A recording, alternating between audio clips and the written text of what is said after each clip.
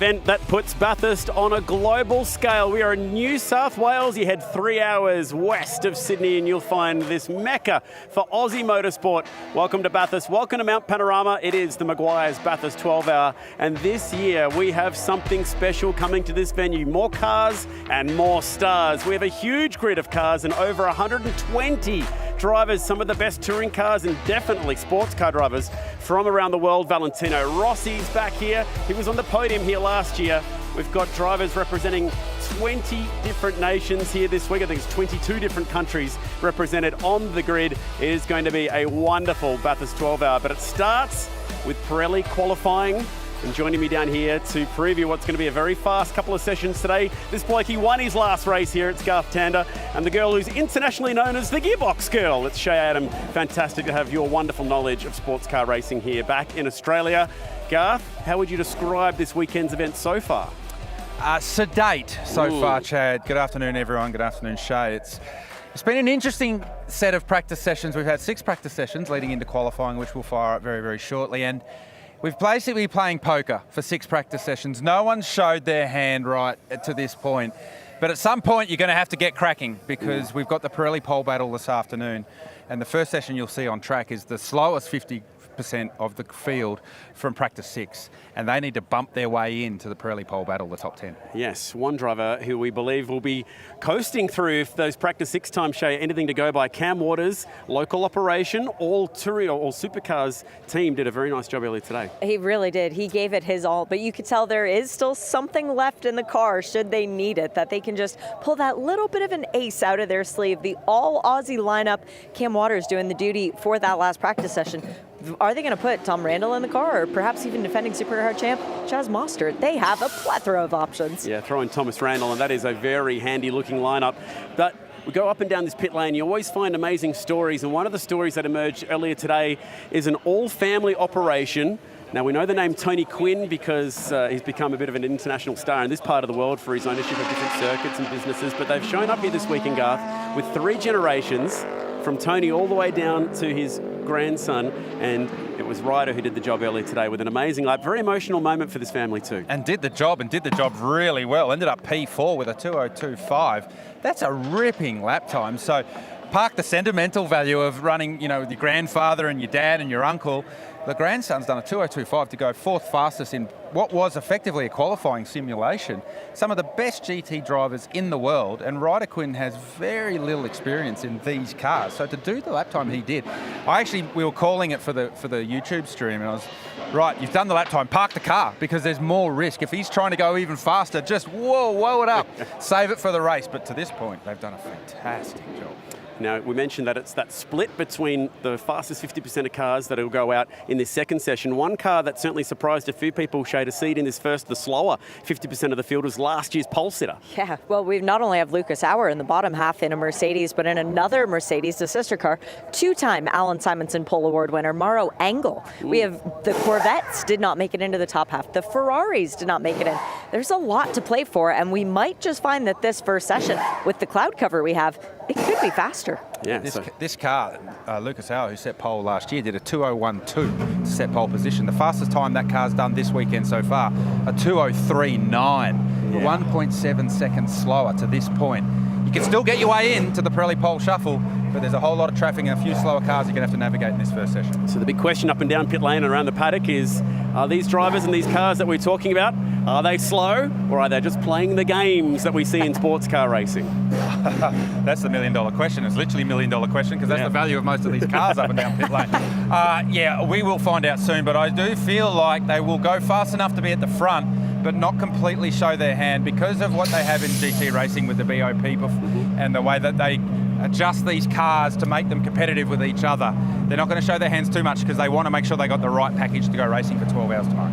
All right, so we're just about set here, Pirelli qualifying not too far away. The first time that you can enjoy, exclusive to Fox Sports and Kayo, 4K Motorsport. Get used to it. This is the new norm in this part of the world, streaming around the world as well. And I'm looking forward to this one. Richard Craill up in commentary, loves the 12 Hour, and all the way from the frigid winter of northeastern England, John Hindhaugh, the voice of sports car racing. Let's get into it, fellas. Thanks, Chad. Great to have you in the lane with Shay Adam. Garth Tander will make his way up to the commentary box as we get set to go through the process of setting the grid for Australia's International Enduro, and it has rarely been more international than it is in 2026. As the guys touched on, 22 nationalities represented, 68 drivers out of the 120 odd in this field are from overseas, and that is remarkable. Now, Bathurst being Bathurst, the weather always plays a role here. Right now, 20.4 degrees. There's quite a breeze coming from the east at about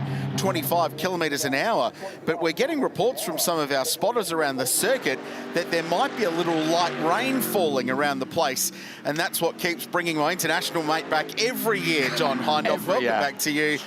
This place never fails to deliver unpredictability, and this is where we're doing it. 174 metres elevation change. That's a lot, and that surprises all of the newcomers when they first get to the mountain, whether they're driving up there at 60k or they're doing the running. The climb starts at the Ford cutting, and up over the top, these GT3 cars as they head towards Skyline. Some of the most impressive pictures and motor racing that you will see. And then, if you've gone up, of course, you've got to come down, and down Conrod to the fastest corner in Australian motorsport, TM, before you go down through the chase and through Meguiar's to the final corner. That little left-hander, much trickier than it looks. That's what's in store today, as we'll set the grid for tomorrow in 3 easy stages. More of that after we've heard from Chad in the Elf Oil pit lane. Yeah, well, Shay and I, John, definitely gave each other that knowing look of, can you feel rain? I can feel rain. But that spitting has stopped down here in pit lane at the moment as I hear the amazing Corvette just scream past me. That car sounds wild. You can check it out up on the vision from the top. The thing about Bathurst, it could be raining in the pits, it could be dry at the top, and vice versa. I'm reminded, Craill, of a session a few years ago where it was looking like the rain was going to come for qualifying session 2. So very different to what we had on that occasion. Yeah, you're right, Chad. And these 2 sessions are important. So just to bring you up to speed on the process to get to the Pirelli Pole Battle, which is the 10 quickest cars fighting it out for pole position over 15 minutes. Qualifying 1 is the slowest 50% of the field, 17 cars from practice number 6, which, as Garth touched on earlier, was something of a qualifying simulation. Qualifying 2 is the fastest 17 cars from the field so far. The times are then combined.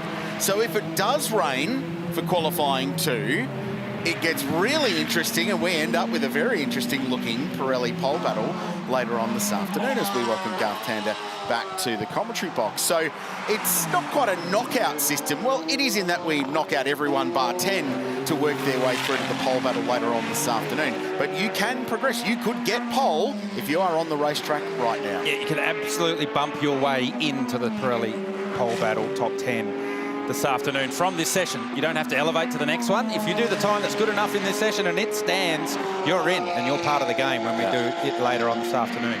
Where the disadvantage of being in this session is exactly what we saw right there, some of the slower traffic. So if you're on a fast lap, you're one of the cars that feel like you should be in the game this afternoon, you could come across a slower car and that could ruin your lap.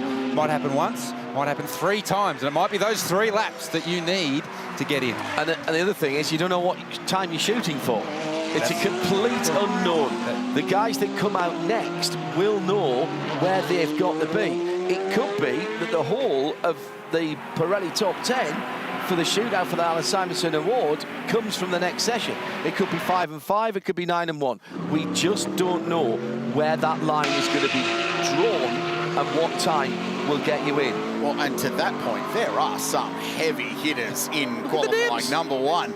So Jackson Evans behind the wheel of a Ferrari that this car last year, 12 months ago, was an outright contender. This car led the race with 25 minutes to go before having to put fuel in. This car should be capable of qualifying on pole position. They've got to work their way in. Ryan Wood is out there in the sister Ferrari from ARGT, Arise Racing GT. Maro Engel, Shay mentioned, 2 Alan Simonson pole awards in the history of this race, and he has the qualifying record here at 2 minutes .88. Lucas Auer, Craft Bamboo Racing, you touched on the fact that they've got to work their way through. That car was on pole position last year. Dorian Boccolacci, a Porsche Pro, he's out there running around. Glenn Wood in the KTM, Lauren Heinrich, factory Porsche driver, Earl Bamber, two-time Le Mans winner. They're all on the racetrack now trying to fight their way through to the Pirelli Pole Battle. It's amazing the depth in this field. Now, you might be wondering why we're not getting overly excited about times coming in. There will be an element of Pirelli tyre warm-up that's going on here. Are you going to send somebody out on an older set of tyres to get the idea of what the conditions are, Garth? If you put your team manager hat on, is that what you do, and then you put a brand new green set of sticker tyres on? I think what I would do is, if I was team managing for any of the names that Richard Craill just rattled off, all the GT experts that find themselves in this field, I would have them on a used tyre just to confirm the balance from any setup changes that you've made between the end of practice and the start of qualifying. Because there's no point changing the car and bolting a new set of tyres on, because you're gripping the car up. You don't know if you've made it better or the tyre grip's better. So those pro guys that have done so many miles in these cars can put a new tyre on late in the session and get the most out of it. If you've got a driver that's a bronze driver or silver driver that's having a crack in this session, throw new tyres at them every time they come to the pit lane and let them build the confidence and understand the grip they have each run. That's what about half of the cars so far out on the racetrack have done. As a matter of fact, Garth, they've sent the car out on an old set of Pirellis, let the driver feel what the car feels like, and now come back in to sticker them up. That's what they just did for Earl Bamber down at the JMR Johor Racing Corvette. Unfortunately, when they went to put the new left front tire on, they dropped the car off the air jack, and because the Pirelli was seated but not yet attached, now they're checking to make sure that that didn't do any sort of damage to the left front suspension before they give Earl a shout. So might have just gotten a bit harder for this Corvette to make it through. They'll also be checking the threads on the hub there, because you can damage the thread and think that you've got the wheel nuts, the centre lock wheel nut done up, and not. That is not a good start to the session. Coming into this Craill, if we look back, it's free practice 6, which split the field in half. It was incredibly tight in the top half of the field, and to get into the top half of the field. So I'm not sure what times we're even looking at here. Well, 19 cars covered by exactly 1 second in practice number 6 about 2 hours ago. The fastest lap time was set by Cam Waters in that 222 Scott Taylor Motorsport car, 2:02.35. So I think we start there and work our way forward from that as a benchmark lap time, on the basis that a bit of track evolution, new tyres will go on at least for the Pirelli Pole Battle later on this afternoon. When you get into that, should you get into that, you would expect that pole's going to be in the ones somewhere, based on what we've seen in recent history. And you might be sitting at home, comfortable on your lounge with a refreshing beverage in your hand, going, hang on a minute, isn't it a 12-hour race tomorrow? Does it really matter where you qualify? History says yes. Yeah. 2 reasons. 1, this is a track position race. You want to be at the front of the field for as long as you possibly can on race day. 2, this race has been won from lower than 7th on the grid once. And that was the winner that came from 11th in 2020, which was the Bentley, in pretty extraordinary circumstances. The last 3 years in a row, the winners come from 4th place on the grid.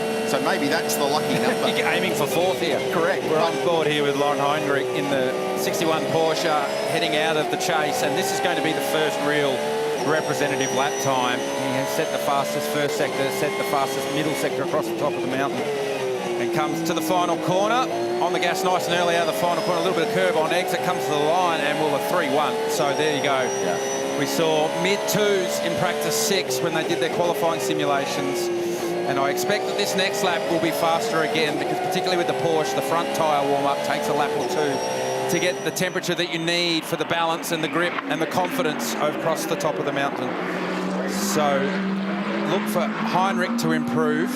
One of the curious things that we've seen so far in this weekend, and it's a new construction Pirelli tyre here this weekend, a DHG Pirelli tyre, is the warm-up is taking a considerable amount of time. So not only the warm-up to actually, so you can drive the car properly, takes a lap or 2, but then the performance warm-up is taking 3 or 4 push laps to get the most out of it. So that's why we haven't got too excited so far at the start of this one, because it is take a little bit of while to build the temperature that you need to get the most out of the car. Just as we're watching Maro Engel coming through the final corner, Ryan Murray's corner, just a point on Lauren Heinrich behind the wheel of that number 61. He is catching the GT4 Artura over the top, but I think he's going to be all right on his second flying lap. You will get 2, possibly even 3 good laps out of these Pirelli tyres, Garth. Yeah, we saw some cars getting 3, 4, 5 push laps in practice, depending on what they started their tyre pressures at when they left pit lane, how much they expected the tyre pressure to build as the temperature came up over the course of the run. So ultimately, you want the tyre to switch on in 2 to 3 laps. Yeah. Because if you're waiting too long for the tyre to get up to temperature, you're using too much of the goodness while your temperature's coming. You've got to match the peak temperature with the peak goodness or the peak grip from the tyre. And that's a real art for the team to give you the right setup in the car, and it's the right art as a driver to prepare the tyre in the warm-up lap or even a preparation lap ahead of a couple of really extensive push laps. A lot of attitude from the GMR car, but the sector times don't represent that, so still building up to it. Maro Engel, 52.2 in the first sector. For reference, the pole lap last year by Lucas Hour, 49.8 in the first sector, 30.9 across the top, and 40.3 seconds is that final sector, which is basically the drag race down Conrod Straight and the Scuderia Auto Art chase. Following that 888 car is, I think that's still O'Keefe, isn't it, behind the wheel? Yes, it is, of the Pro-Am car. Another AMG. There are 10 of them in the race at the weekend. Dylan's put some decent lap times in, but at the moment...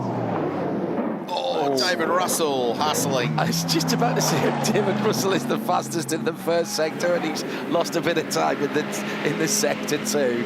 I can't be blamed for that one. I didn't curse him because I hadn't said it. I only thought it. Sorry, David. Ben Green across the line in the second of the 2 JMR Corvettes. Great to have Chevy as part of the race for the first time. And the very experienced Brit goes 5th in karting to 9. To Garth's point about lap 2 being the second push lap being better, Lauren Heinrich improves to a 203.00, but he's going on with it again now as well. So has gone purple, which means quicker than anybody in the session so far to that first sector time. And now Maro Engel will look to do the same in the GMR number 888 car. And yes, it's a 888 number. It's not 888 Race Engineering running this car. Very experienced team based out of Hong Kong that have been coming here for a long time and have got close to winning this race in the past. Heinrich's had an absolutely clear lap. Incredibly, he's had an absolutely clear lap. He's just coming into the Scuderia Auto Art chase now as we're keeping an eye on Engel going across the top. This is going to be another improvement for Lauren Heinrich in that number 61 Porsche. It comes to the final corner now, but look at this commitment on the top from Engel. It's a big commitment from Maro Engel, but there's not getting the lap time reward. He's a fair chunk of lap time away in the first sector for Maro Engel. 202.6 for Lauren Heinrich, so that is a properly representative lap time now that may stand up to get through to the Pirelli Pole Battle. Of all shocks, we have not yet had a representative lap time from last year's pole winner, Lucas Hour. Lucas went out about 3 minutes ago. He came back into the pit lane and parked on a diagonal. No work happening to this car. No new tires. The stickers are actually still on the Pirellis that he went out on. So he did do a roading lap, as Garth would call it. Came back in, was messing a bit with his helmet blower, but they are clearly just waiting, hoping that the track might get a little bit thinned out worth of traffic. Maybe the GT4, the Invitational, some of the Supercars Pro-Am decide to come back into the pit lane, and then Lucas can go out and really use the tires. But guys, the clock's still running. They're running out of time for the defending pole winner to get a shot at the Pirelli Pole Battle. And a 30-minute session, there is red flag time built in, so 10 minutes for each session if there is a red flag, so they can add that time on to the end. But once you eat up that 10 minutes, the clock continues to count down. So they'll be aware of that, but there is still time for Craft Bamboo to get a lap time in. Just for reference, that lap from Lauren Heinrich, 202.66, would have put him 5th in that combined session we talked about earlier today, where everyone went quicker than they've been all weekend long, which is how we got this split for qualifying. So Heinrich, Russell second in the 47 Superbarn car, great lap. Green's just gone to 3rd in the Corvette with a 203.5, and that is the quickest this car has gone all weekend to this point. So they're starting to find their feet and turn up the wick down at Johor Motorsports. That 202.6 from Lauren Heinrich is nearly 1 second faster than that car did in practice 6. So we did have a feeling that they were holding back a little, And the Corvette's just proven a little that that's the fastest lap time that any Corvette has done over the course of the weekend for Ben Green at 2:03.5. So, to your point, Rich, it's okay to protect your BOP, if you like, and protect your car performance, but you need track position at the start of the race. And there is a degree of risk involved with starting deep in the field at the start of the race. We have seen some of the main contenders get caught up in lap 1 incidents here at a 12-hour race. So the safest place to start this one is the front of the field. You'd say that. The first 3 cars ran into each other all the way up Mountain Straight last year as well. So The final all the way up, didn't it? Absolutely. Lauren Heinrich just lifting off there, 209, trying to get a bit of recovery onto the Pirelli tyres, not overheating them at the moment. He's still got clear. They've got him out into a really lovely part of the track where he's able to affect his own position on the track and stay away from the problems that we're seeing at the BMW M Forest Elbows. KFC sponsored car comes down the hill now, and Maxi Gertz behind the wheel as he comes to the kink. He'll have lost a bit there. It might not have been his absolute push lap. So Bamber 10th at the moment in the second Corvette, but this will be his first representative lap time. It's not going to be as good as his teammates, though. Right now, Johor Motor Racing, who have got a car in 2 classes, so the Pro Class and Pro-Am, and you can split them by the colour of the number square on timing total, left of screen. That lap from Bamber's a 5.1. We know now that those cars can go much quicker than that, so this might be the lap for the hugely experienced Kiwi, who, by the way, has got a couple of horses in the race here, has Earl, because not only is he driving, his team, Earl Bamber Motorsport, are one of the favoured contenders, and there is his car, there is the Porsche heading into the chase. So they are a real shot at a win, and Lauren Heinrich currently quickest. He's gone quicker to the first sector than he's been all session. Middle sector wasn't his best for the session, but overall he's still up. So there might well be a little bit more improvement from the Porsche. He just took a lap off, a little bit wide at the final corner, goes quicker, 2:02.38. Second quickest lap of the weekend overall. Lauren Heinrich is firing for Earl Bamber Motorsport. And that's pretty impressive, Rich, because he had to get past one of the AMGs, the Supercars Tigani Motorsport 47 car, on that lap. So he did have to make a pass going through there. There's time in that car yet, I think. yeah, a little bit wide at the exit of the final corner at Murray's Corner as well. Picked up a bit of dirt, so there's a 10th or 2 there as well. So more performance still to come from the 61, but that lap time, as Richard Craill said, the second fastest lap of the weekend so far. You're starting to think, well, maybe that might be enough, but I'm not so sure that it is. I think if you've got a 1 there, a 2:01 something, it'll be a high 2:01. I think then you can start to feel a whole lot more confident that that lap time's going to stand up when the fastest 50% go out and do their thing. Sure. The other interesting thing for mine, and it might be a learning that other teams look at, especially if you're driving a 911, did 2 push laps, took a lap off, cooled the tyre down, and then went again and was able to deliver that lap time again and improve with a cool down lap in between those push laps. There's a whole slew of cars that have headed to the pit lane with 11 minutes left. Do you throw another set of tyres on it if you're down the field? And there's some big hitters there as well. Maro Engel is still not in the conversation as we head to Chad down in the Alfoil pit lane. Guys, the question had been raised across the course of the weekend. How would the GT4 and Invitational cars approach this session? Obviously not wanting to impede some of these faster GT3 cars. I can tell you at the moment it looks like all 3 have parked up, which will mean that there should be very little traffic on the racetrack for these last 10 minutes. Garth Tander. And down in Mercedes world, it is a tale of 2 very different cities. Lucas Auer has just been pushed backwards out of his pit box, and the Lollipop pulled up, so he is now clear to go out onto the racetrack. Has not yet moved, but the 888 car did come into the pit lane. Maro Engel got out. That means that they will not be making it into the Pirelli Pole Battle, and Maro Engel will not be getting a 3rd Alan Simonson trophy. He took his helmet off.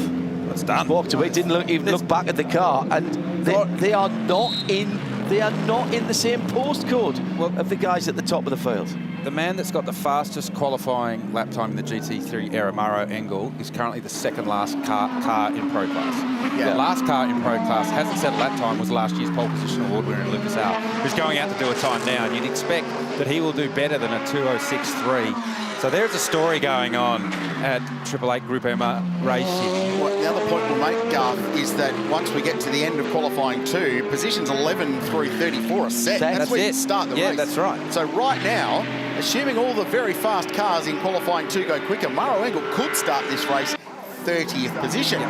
So there is a huge story unfolding there from a car that we all circled on the entry list coming into the weekend. It was like, yeah, they're contenders, they'll be good. The weekend started badly. They had that issue in the very first of only 2 sessions that they had yesterday. And if you're joining us from outside of Australia, maybe you haven't followed this race that closely down through the years, we don't split the field here. The time that is set and the position on the grid is where they will start. We don't push all the pro cars up to the front. None of that. They are racing outside the top 10 from 11th on down. They are racing right now for their grid position. Where do you even start trying to explain that? Well, we're all a bit gobsmacked here in the commentary box because they're, especially the Maro Engel car was a white-hot favourite. Earl Bamber's just popped up in the number 2 Chevrolet Corvette 2030, fastest final sector for that car of the session so far. And that now is the fastest Corvette lap time of the weekend. But still some 7/10 away from Lauren Heinrich, who's put the cue in the rack and taken the helmet off, and that's as fast as they can feel that they can go right now. So curious time. If you were going to put, you raised the question, John, do you put another set of tyres on and have another go? Well, you need to have had doing it now, and you can see one of the Arise Racing Ferraris leaving pit lane on a brand new set with Brian Wood on board. The second set of tyres always warm up quicker than the first set because the car's warm, the stub axles or the spindles are warm, the brakes are warm, so you get a lot more radiant heat coming from the car into the tyre rim that then warms up the tyre itself. So the tyre warms up much more quickly on the second run, so you don't need as much preparation time on this second run. So you can squeeze two runs in, but it does condense the last run up that you need to get it done in a lap or 2. Corvette's going to come into pit lane. Chasing him down is Dylan O'Keefe, reigning Carrera Cup Australia champion. This is a Pro-Am entry from GWR Australia and Ram Motorsport. And it's great to see Mike Sheargold here, who is the Ram in the Ram Motorsport. Not driving this weekend, but watching on. Brett Hobson was very fast as a Pro-Am driver. So too Garth Walls, and Dylan O'Keefe has been given the job to qualify the car. He's done a 2:03.8, which puts them 8th at the moment, second of the Pro-Am class cars that are running right now. So solid lap time from them. Lauren Heinrich fastest at the moment, 2:02.38. He's got 7/10 of a second over Earl Bamber in the Corvette. The second of the Corvettes is Ben Green. He's third. Roman De Angelis is next in the heart of racing by SPS Mercedes that has just left the pit lane. David Russell, 5th. Jackson Evans, 6th for Arise Racing GT in the Ferrari. His teammate Ryan Wood, who's done a 2:03.5, is 7th. O'Keefe 8th, as we said. Bryce Fullwood, the Territorian, in 9th place. And Renault rounding out the top 10 in the number 21 Porsche, is about to complete a lap and move up a few spots. He goes to 8th with a 2:03.6. So that's the 10 as it stands. There's 6.5 minutes to go in qualifying number 1 for the Meguiar's Bathurst 12 hour. Renault a little bit wide at the exit of turn 1 for the run up Mountain Straight. I don't think that's going to cost him too much lap time because it's such a critical exit off turn 1. As you start the climb up, those 174 metres of elevation from pit lane to the top of the mountain. Keeping that momentum up as you climb is critical. That's why turn 1 is so important when you start a lap. It's Brian Wood aboard the second Arise Racing Ferrari. And here's Lucas Auer, who has got a lap time going, but it's not going to shine in lights. He goes to 13th for 2:06.0, so he does bump Maro Engel.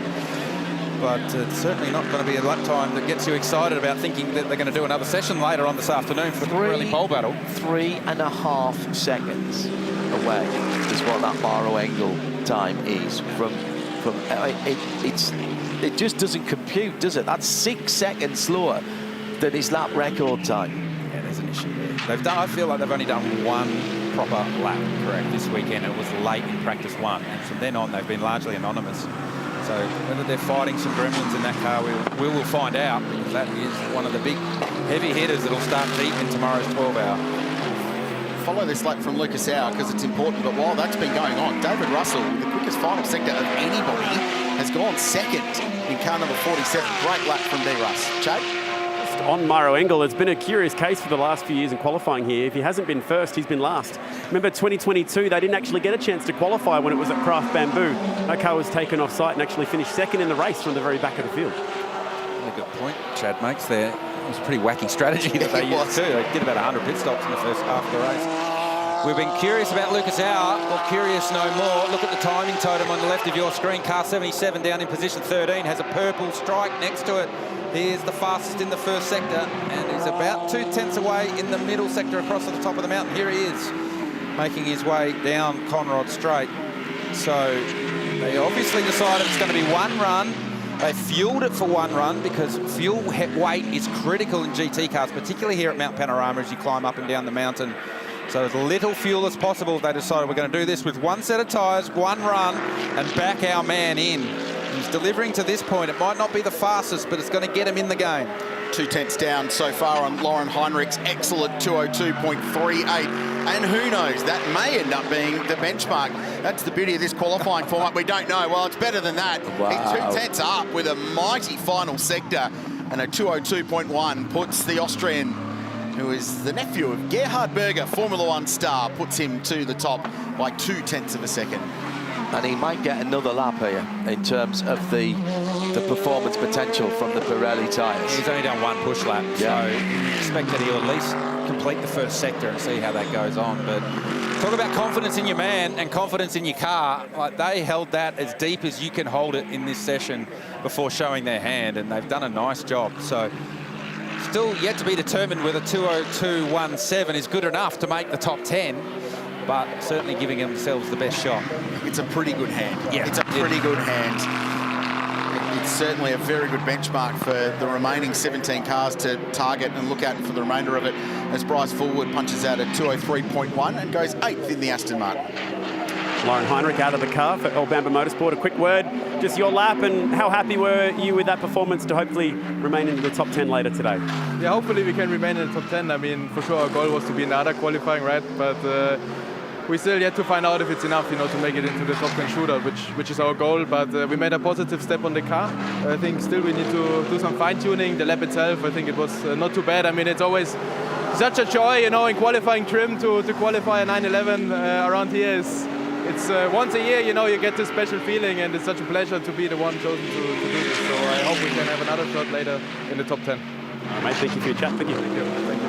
Oh, he's a superstar. Is his lap time good enough? I don't know about the Porsche driver, but this lap from Lucas Hour could be, because he's gone purple, quickest of anybody in the first sector, personal best in the middle. Could we see a lap time in the 2:01s for the first time this weekend? Down towards the final corner, and to get to the start-finish line, Lucas Hour, there's improvement, and he's in the ones. The 2:01.97, good benchmark. Ferrari coming through. Behind is going to jump up as well, and that's up to third for the prancing horse.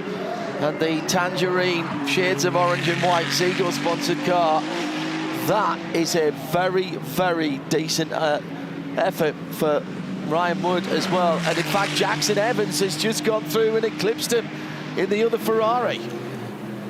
They're not holding back now, guys, because there's no time left to hold back. You have to actually show your hands and do your thing if you want to get yourself into the Pirelli Pole Battle at the end of today. Ryan Wood has the fastest middle sector, so that's the run across the top of the mountain. A 30.9 is actually 3/10 faster than Lucas Hour's middle sector, so shows you how the Ferrari's making its lap time. High downforce, big commitment across the top of the mountain, but potentially giving up a bit of straight line speed up the mountain and then back down Conrod. I mean, if there's one thing Ryan Wood's not short of, it's commitment. And while we've been talking over the weekend about the fact that a lot of these drivers are race fit and battle-hardened from endurance racing, Ryan Wood has been doing a different style of racing. He spent the last month in New Zealand in Formula Regional Oceania, what was the Toyota Racing Series. Control to pit exit, 30 seconds. That's the voice of James Taylor, the race director upstairs in Motorsport Australia Race Control.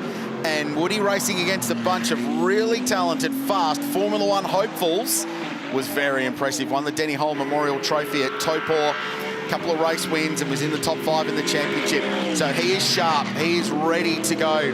All of it building towards a Repco Supercars Championship campaign this year, but he is super fast in a GT3 car as well. Checkered flag, close pit exit. So Pit exit is now closed. checker flag is out. Ryan Wood looking to complete this lap. He's done a very good middle sector again, but it's the first sector that's costing him his lap time. It's 4/10 behind Lucas Auer just to climb up the mountain. So he's doing a mega job across the top, but it's not quite getting up there that as quick as he'd like. You can see the commitment, using every bit of road on the exit. Beats his teammate. 202.524 versus Jackson Evans 202.553. I hazard a guess and say that those two are getting every little bit they can out of those Ferraris. Oh, Renault, he is super wide at McPhillamy. And I dare say that he may just put this one in the rack. Yeah, he's rolled right out of it because you don't get in the grey there often and get away with it. Sharp intake of breath. One of the twins driving that beautiful Hindhaugh Motorsport car. Checking to see if anyone else on a lap. I think that session just about done. So Ryan Wood, the big improver right at the end. Have Ferrari done enough to get them in the mix? This is the moment. Oh, just when he turned in over the crest on the entry to McPhillamy, the car didn't respond. And he opened the steering wheel, because if you attack the steering and turn it in even sharper, it just swaps ends as the car goes over that hump. So lives to fight another day, does that beautiful 991 Porsche. And wow, yeah. Not often you get away with that stuff, Rich. Well, yeah, it's about the best way to explain that kind of a moment at the top. Here's the results from qualifying one at the Meguiar's Bathurst 12 hour. A 201.9 has to be an impressive benchmark. What a lap from Lucas Auer and the Mercedes AMG team Craft Bamboo Racing. Porsche next. Ferrari third and fourth. Is it good enough to make the Pirelli Pole Battle? Polls decided here. The IRC, or the Invitational class, Glenn Wood on pole in the KTM. Darren Curry second there. And Kunze in the GT4 car was the only GT4 car in the class, and as such has got pole position there. That's the leaderboard in Quali 1. Let's go down to Airfoil's pit lane with Shay. 2 times it's been Mauro Engel who's come home with the pole award, and his name is still at the bottom of the timing screen every single session as the fastest man ever around this place. Mauro, please tell me this is just tire strategy. You're just holding back. There's nothing wrong with the Mercedes. No, we would have loved to have a go and have a crack. Qualifying around here is special, but unfortunately we had a power-related issue, so yeah, we just have to investigate now and make sure we get everything right for tomorrow. When you're sitting in the garage watching other Mercedes going fast as well, does that give you confidence in the car knowing that it can do it, or does it just make it that much worse knowing that it should have been you doing it? No, it's good to see, and Luke has obviously been quick here last year, and it's good to see that those guys are quick, and we'll be rooting for them now in qualifying. Obviously wishing we'd be a part of it, but such is life, such is racing. We'll find the issue, no doubt. We have a strong team, and then we'll dust ourselves off and be ready for tomorrow. Good luck tomorrow, Mauro. Thank you. And as he well knows, it's only been 2 times in the last 13 years that the pole winner has gone on to win the race, Chad. Yes, just ask Lucas Auer about that from last year, who's standing alongside me right now. That was a really nice lap. Can you talk us through the strategy about leaving it late there, Lucas? So basically we took the risk. We wanted to do the lap time at the end with maximum track evolution, and we knew if there's a red flag, I mean, that's how it is. But now we did a good time, and it will be interesting if it's actually enough to be in Super Bowl, because the second group usually is quicker. Yeah, do you feel like that improving track evolution will ultimately bring your demise here? Normally, yes, but let's see what will happen. The car felt good, the team did a super job, so I cannot complain, and the rest we'll see. Yeah, the initial D Mercedes AMG looks fantastic, mate. Well done, and maybe we'll see you later today. Thank you very much. Cheers. Chad with Lucas Auer, pole position winner here last year. Can he fight again for the Alan Simonson Pole Award? He's a super driver, runner-up in the DTM, the German Touring Car Championship, and huge amount of success in global GT racing as well. 201.9715 is the benchmark time that 17 of the fastest cars are going to try and beat in qualifying 2, which is coming up very soon. Here's how the highlights played out. Qualifying 1 at the Meguiar's Bathurst 12 hour. Garth, Tander, John Hindhaugh. Exciting session. I mean, it's a fair benchmark, isn't it? To get into the ones, it puts you in the conversation. It was actually a 201.89 that was the pole position prior to the pole battle last year. David Russell aboard the number 47 Superbarn Supermarkets AMG Mercedes, having a big moment in the S's on the run from Skyline down to the Dipper. Lauren Heinrich in the El Bamba Motorsport Porsche was very fast very early, and we thought his time was going to be the benchmark. A lot of cars came to the lane for a second set of tyres. The commitment level rose as the session went on. The curious case of Maro Engel and the 888 Mercedes continues to play out. An issue with that car will see the fastest man ever around here in qualifying start from deep in the field. The Ferraris started to show their hand, but ultimately Lucas Auer did it when it mattered. Yeah, and Ryan Wood right at the very end got that car to third position, the Ziggo Sport Tempesta with ARGT car. The Porsche, Lauren Heinrich threw everything he could at it, ended up second.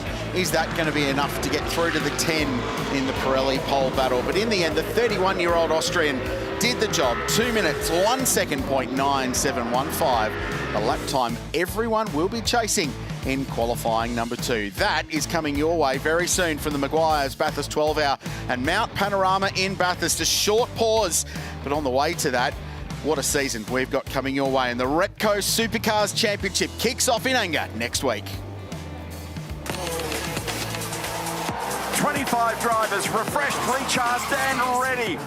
The 2026 Supercars Championship calendar is finally here with 14 rounds kicking off at SMP Feb 20 to 22nd. Oh my goodness, it's been a change! When we step through, that's gold. Whatever happened to you after SMP, Cam? Come on, mate. And with the debut of a new manufacturer too joining the series, we're throwing the gates open for everyone for free on Friday. Then it's the world stage for the Australian Grand Prix from March 5th to 8th. Watch out for Matt Payne, mate. Kiwis, we heard you. We're coming back. Back to back. That's it, our first New Zealand double header. First at Taupō on the 10th to 12th of April, and then down to Christchurch on the 17th to 19th. Then we're over the Bass Strait and into Symmons Plains for the 22nd to 24th of May. Oi, Randall, watch out for that line, big fella. Then we trade the cool for the heat in Darwin on June 19 to 21st. Hopefully not too much heat, champ. Then we head to the far north for Townsville from July 10 to 12. Hey, good's Townsville, eh? Been good for us, eh? And a new name gets added to the winners list in Townsville. Then we head out to the Wild West, Perth, from the 31st of July to the 2nd of August. And then we're off to Queensland Raceway on the 21st to the 23rd of August. Home track advantage. Now that's the Spring Cup wrapped up. Now we head into Enduros at the Bend on September 11th to 13th. Then it's on to the big one, Bathurst, from the 8th to 11th of October. Kangaroos, burnouts, and of course beers. See the potential. Hey, did you ever apologise to Kai? No. And then, well, we're here. Where we hit the streets of surface for the start of the finals. And the eliminations begin. And then we head to Melbourne for the second time for the Sandown 500. Then it all wraps up for the grand final in Adelaide. Where we crown our champion.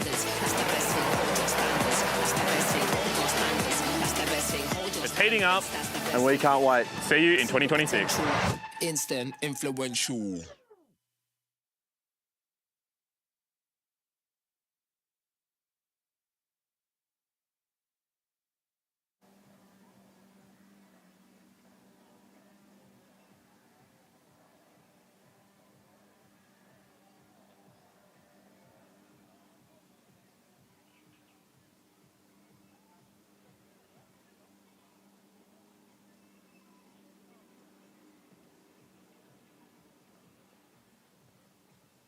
We'll drop that.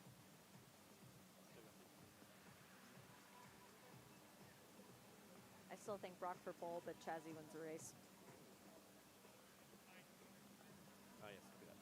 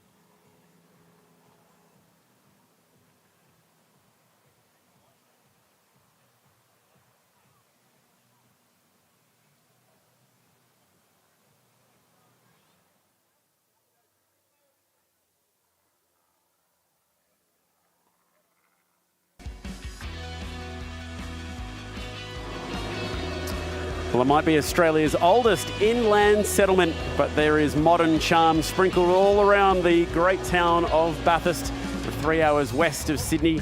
And there's lots to do in this part of the world, whether it be traversing the city streets and finding the little golden nuggets that lie on every corner of this beautiful location, or out to the incredible countryside. You can never go wrong with the amazing, beautiful town of Bathurst out here, just near the Blue Mountains. On the other side of the Blue Mountains, under the cloudy skies, you'll find another little settlement of campsites, because we're racing here for the Meguiar's Bathurst 12 Hour. It's all about Pirelli qualifying today. Shay, first session done. We now move to what were the quicker cars from practice earlier today, and there are some big heavy hitters to line up in this one, hoping to get into that top 10. There are, and that's going to be the big question. Is the weather going to hold off? Is the sun going to come out? Is the track going to slow down? Yeah. That's what we have to wait and find out. But some of the cars we're keeping an eye on include that number 55 Audi, because Christopher Haase does magical things on this mountain. He's yet to ever win it. Got his first ever podium the last time that he raced here back in 2024. He's never gotten a pole, though. Is that about to change? Well, that car has looked very quick. It's top practice session so far this weekend. Garth Tander was talking about the wind direction favouring the cars that are quick across the top, particularly in a skyline, and that is where that Audi has been the fastest, that second sector. He's sharing that car this weekend with Will Brown. And Brad Schumacher, who's a local Pro-Am driver here this weekend, but competing in Pro Outright, is going to be a pretty big task for them. Speaking of some Supercars drivers, that all-Aussie lineup in car 222, the Scott Taylor Motorsport car, was very quick earlier today in practice. You could put any one of those guys in the car to qualify. They could be very quick today. Well, and I think it's going to be Cam Waters, because we've seen Chazzy Mostert and Tom Randall in thongs and shorts walking around and hanging out with the fans a bit. But no, that car is definitely full of potential. The Aussie favorite, they came in, they wanted to do this. They've wanted to win this race for a long time. And they know that today is just qualifying, but still, if you're in the top 11, statistically, you stand a chance at winning. Technically, you win if you're just in the field. You've got to get in there. We have heard that Cam Waters is aboard the 222 Scott Taylor Motorsport car, just like you were hinting towards. And you've had some confirmation of another main Australian driver further down the field in the Sol Ford, who's going to be starting that car for this one. That's Mr. B. Feeney. B. Feeney. Now, he has been able to compete with the very best. You go back to that year where we saw Mauro Engel so nearly break through to the 159 bracket. Who was right there with him? Brock. It was Brock Feeney. And the exciting thing is he just started driving this car yesterday. It was his first ever opportunity. He's already been chosen over 2 overall winners with whom he shares the car, Christopher Mies and Dennis Olsen. They have a lot of faith, does Ford and Brock Feeney, and rightfully so. Yeah, that is an all-star lineup for that one, Brock Feeney and the Blue Oval. A new partnership that we're going to see a lot more of here on Aussie soil. Ready for this second qualifying session. Are we going to get back into the ones? Is that time of Lucas Auer going to remain inside the top 10? Last year's pole setter, could he be on the bubble to get bumped out of this one? Let's go qualifying thanks to Pirelli. We'll go back upstairs. Race control to PDX in 5, 4, 3, 2, 1. Open PDX, please. And so the second 30-minute part of qualifying to determine the 10 contenders that will battle for the coveted Alan Simonson Pole Award, which is a trophy every driver, whether they knew him, raced against him or not, wants to win. Will Brown and Brad Schumacher watching on from the Jamek Racing Team MPC garage. They've got Christopher Haase behind the wheel. Garth, you've raced with Chris Haase. I'd be pretty comfortable knowing that he's got the job to qualify car 55. Yep. So when you saw the schedule, you would have said at 1:50 on Saturday afternoon, I do not need to be in my driving suit, because that's Chris Haase's job. So, yeah, very, very fast in the Audi. He's been here a lot in this car with this team. Knows everything he needs to know about getting the most out of that car, and where he excels in that car is the run across the top of the mountain. He will be in a contender for the fastest middle sector. If you are following along online, whether you're here at the circuits or further afield, because there is live timing via the Bathurst 12-hour site for the Meguiar's Bathurst 12 hours, then you will note that what will happen in this session is the previous 17 cars will stay on the screen, and their times stand right now. At the end of this session, in 28.5 minutes' time, the top 10 will go on to fight for pole position in the Pirelli Pole Battle. So as the times change, we will still have those original times from that bottom 50%. So right now, they're still in with a shout. effectively, the cars on track now have to bump the other guys out. Correct. That's exactly how it works. Yeah. So as it stands right now, the top 10 is set. It's up to these cars, who are theoretically the faster cars based on practice 6 times, to come along and bump them back out again. So that's why we're curious about the lap times of Lucas Auer in particular, 2:01.9, and Lauren Heinrich, a 2:02.3, whether those 2 lap times can stand the test of these 17 cars and whether they're capable of bumping their way in. And there are some great stories up and down this field. And I'd argue that perhaps the driver of car number 100 is one of them. 2-time Bathurst 1000 winner Will Davison is part of this squad, but it's Kai Allen who's been given the job to qualify the Penrite Racing, Grove Racing Mercedes AMG GT3, making his GT3 debut in Australia and in this race this weekend. So this is a really cool opportunity, Chad, for the young man from Mount Gambier to strut his stuff on the world stage. You're not wrong. I had a chat to the CEO of the team and a driver this weekend at Brenton Grove. Why'd you throw the keys to Kai? Well, he's been the fastest this weekend, but he didn't get a chance to qualify recently when he ran in Dubai alongside Jules Gounon. So this is their chance. They've been able to pit him against the best in Australia. How will he go against the best in the world? I don't know that I've ever seen co-drivers this calm as we're going into a session where it's qualifying. There's a lot on the line. Brad Schumacher and Will Brown, you guys are just chilling. Ultimate faith in your co-driver? Yeah, definitely. He's been doing a fantastic job. We get the easy part. We just watch and hopefully he does really well, and then we celebrate and act like we helped him out. But no, it's been really good. The car seems to be fast. I guess you never know what games everyone's playing, but generally now is when everyone starts measuring and putting the laps down. So we'll see what happens. Brad, I know you want this overall win, but how much would you like to be able to have an Alan Simonson Pole Award for your car too? Yeah, it would be nice to have both, obviously. So, I mean, look, you know, it's one thing to get the pole position award, but that's certainly not going to weigh up to winning the Bathurst 12 Hour. So, yeah, we send Husser out here. He's super experienced with the Audi, and he's been here many a time. So we feel like he's the best chance to get a good result for the team. And we've been really strong across all practice sessions. So high hopes here in the Audi team. I'm surprised there's no bruise around or anything. I'm going to go find the popcorn so we can watch and see what Haas Dog does. Sounds good. Bring some back if you find it. Ever the chilled out, relaxed 2024 Repco Supercar champion Will Brown, just chilling out. He's another one of those drivers that have become a pretty handy exponent behind the wheel of a GT3 car. So the question is, what can Chris Haase do? And as John explained just before, the target is there in front of him. 2 minute, 1 second, 0.97. That is the benchmark time to go and chase. Craill coming to the line. He has done a warm-up lap. He's done a preparation lap. We saw him weaving at the start of the previous lap. And here we go.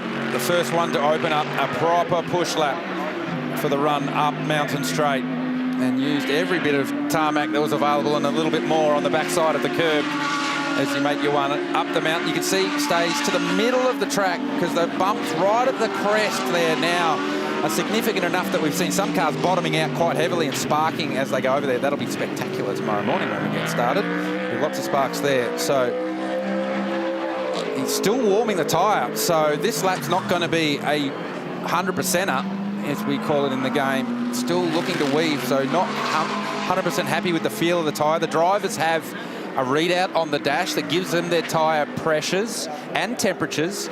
So the drivers have a lot of information and they know the tyre window, temperature window and the pressure window they need to have the tyre.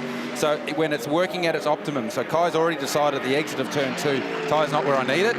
Do a bit more work to have it ready. 51.8 was his first sector. The best sector time of qualifying so far is a 50.1, which was, predictably, Lucas Auer.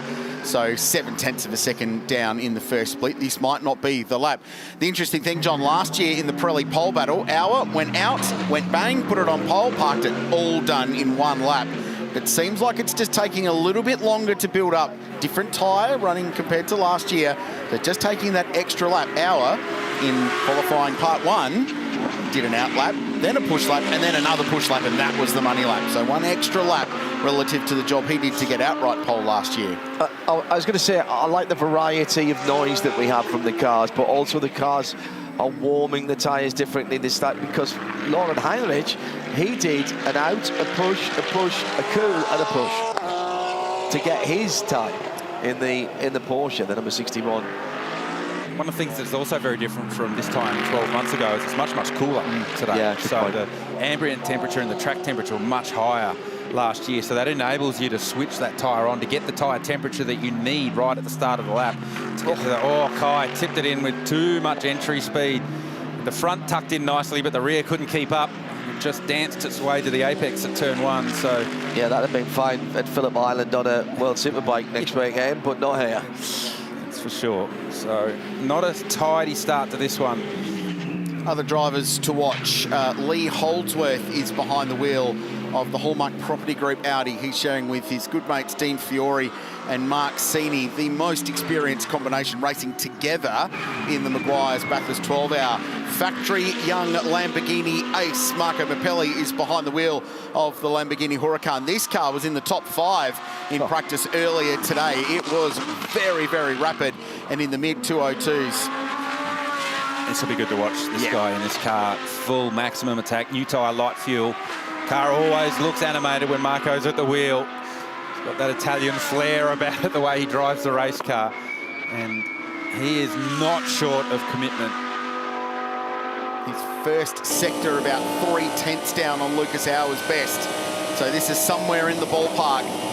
He's sharing this car with Tony D'Alberto, who was very rapid earlier in practice today, with Grant Denyer, who is pretty high on life today. He's gone quicker in a GT3 car than he ever has, and Adrian Dietz, who is the man responsible for putting all of this together. And they've won their class in GT3, the race within a race, the last 2 years. So they're trying for 3 in a row. Yeah, remember we're going to lose the V10 from the Lamborghini as well that we were listening to earlier on. The new Temerario will be a V8. Car makes its debut in about a month's time on the international stage over at Sebring for the 12 hours there. And we've still got over 20 minutes to go. We're not getting excited. We're being very calm and considered, just like down in the lane and everybody waiting there. These are not necessarily the money laps we're looking at the moment. Just for the sake of probity, Marco Mappelli, who is the fastest of this group, is up to 12th now from the times that we saw earlier on, but with 20 minutes remaining.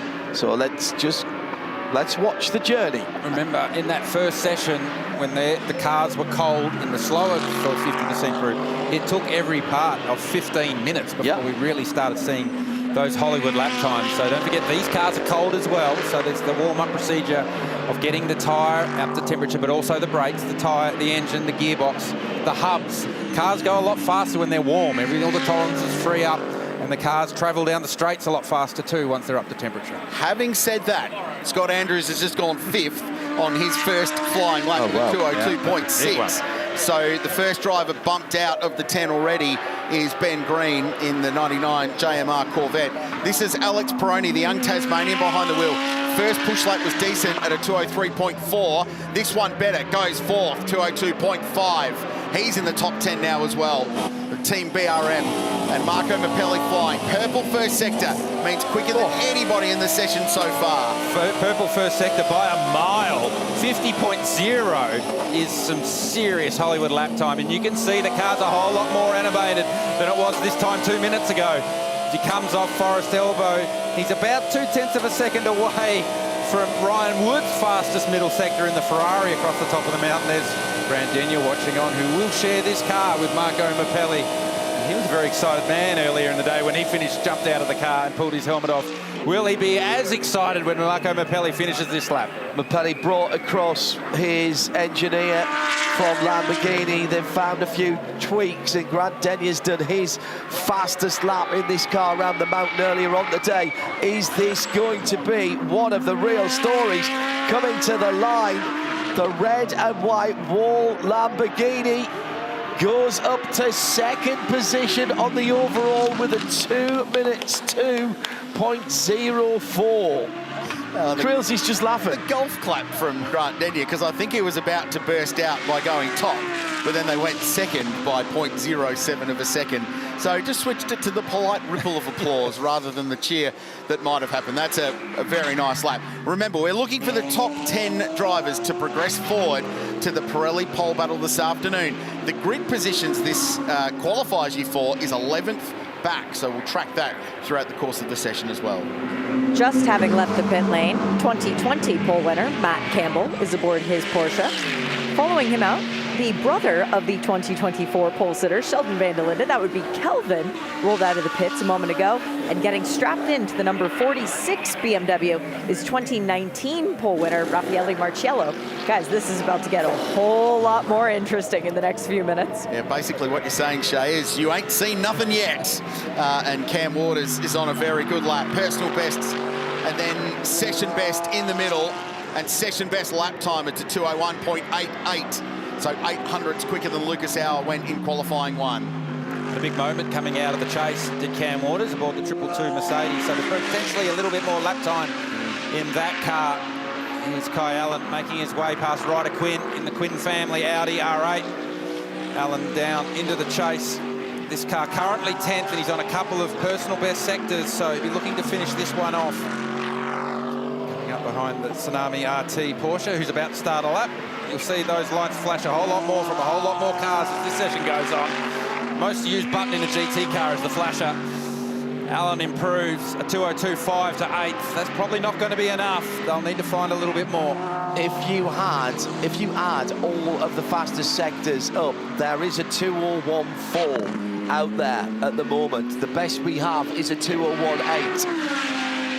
The question is, how many of this second set of cars are going to pull their way through and therefore bump those first group of cars outside the top 10. So it's still 16.5 minutes remaining in this session. So if you have already done a run and you've already got a time on the board, there is time to come to the lane and grab another set of tyres. There are a whole heap of cars that we have heard from that are only going to do the Lucas Auer strategy, one run and done. And I dare say this is one of them. Raffaele Marciello aboard the 46 BMW M4. And you look how slow he's going. Very, very different to what we've seen from some of the other cars for their tyre preparation. But also, Garth, these guys who've left it a little bit later, those who are going in now, who might be putting another set on, we're clearing the field a little bit. There's far fewer cars going to be out on the mountain when these guys get their Pirellis into the operating window. Yeah, 100%. So here comes Waters back to the lane. So curious to see whether, given he's fastest right now, whether they spend another set of tyres. Kelvin van der Linde above the number 32 BMW. He heads out as well. So a very deliberate strategy from BMW, setting their cars at the same time effectively, maybe quarter of a lap apart.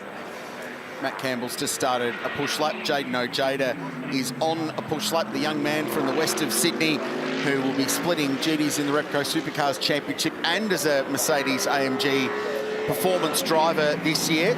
So twice the fun for the man they call the Juice. And what is this lap time? Currently 18th and stays 18th, the 203.21. Just gradually improving for Tigani Motorsport, team based down in Wollongong.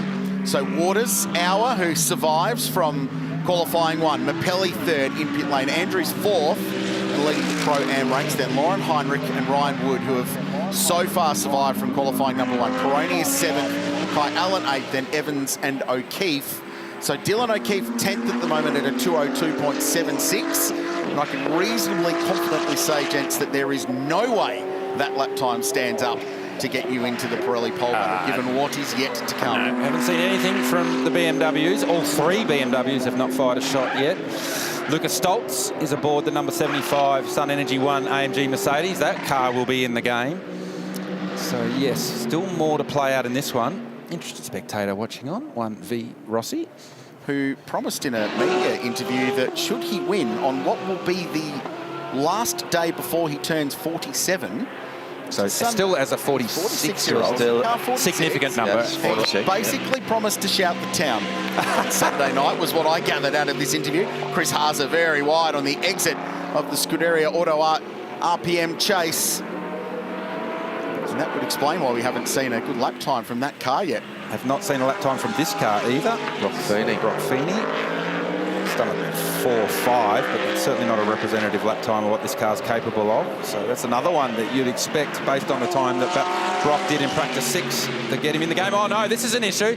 It's still got the sticker on it. So this is a car that's just left pit lane on a brand new tyre, and there are 3 wheels on its wagon. It's the Burnright AMG Mercedes. So Kai Allen heading up Mountain Straight.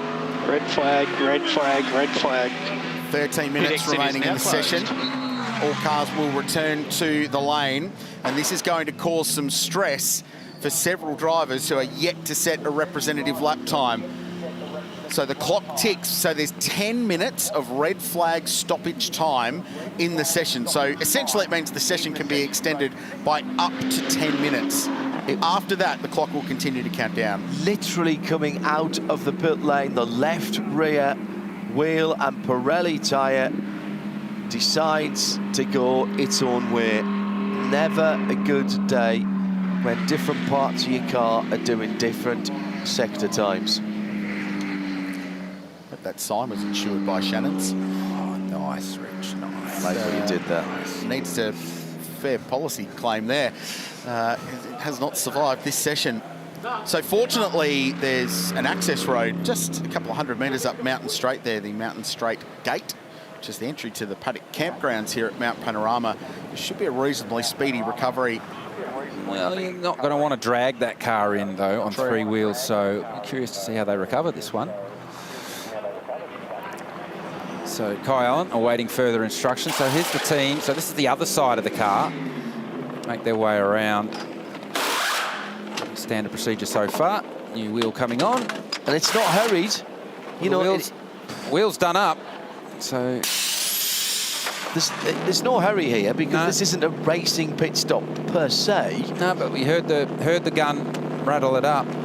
So whether it's actually the wheel is actually seated correctly, but it looks like there's enough spindles sitting out of the nut there that usually you would have, but ultimately the end result here is that the wheel came off. So something's failed somewhere, whether it wasn't done up tight enough or there is an issue deeper in the mechanics of that rear hub.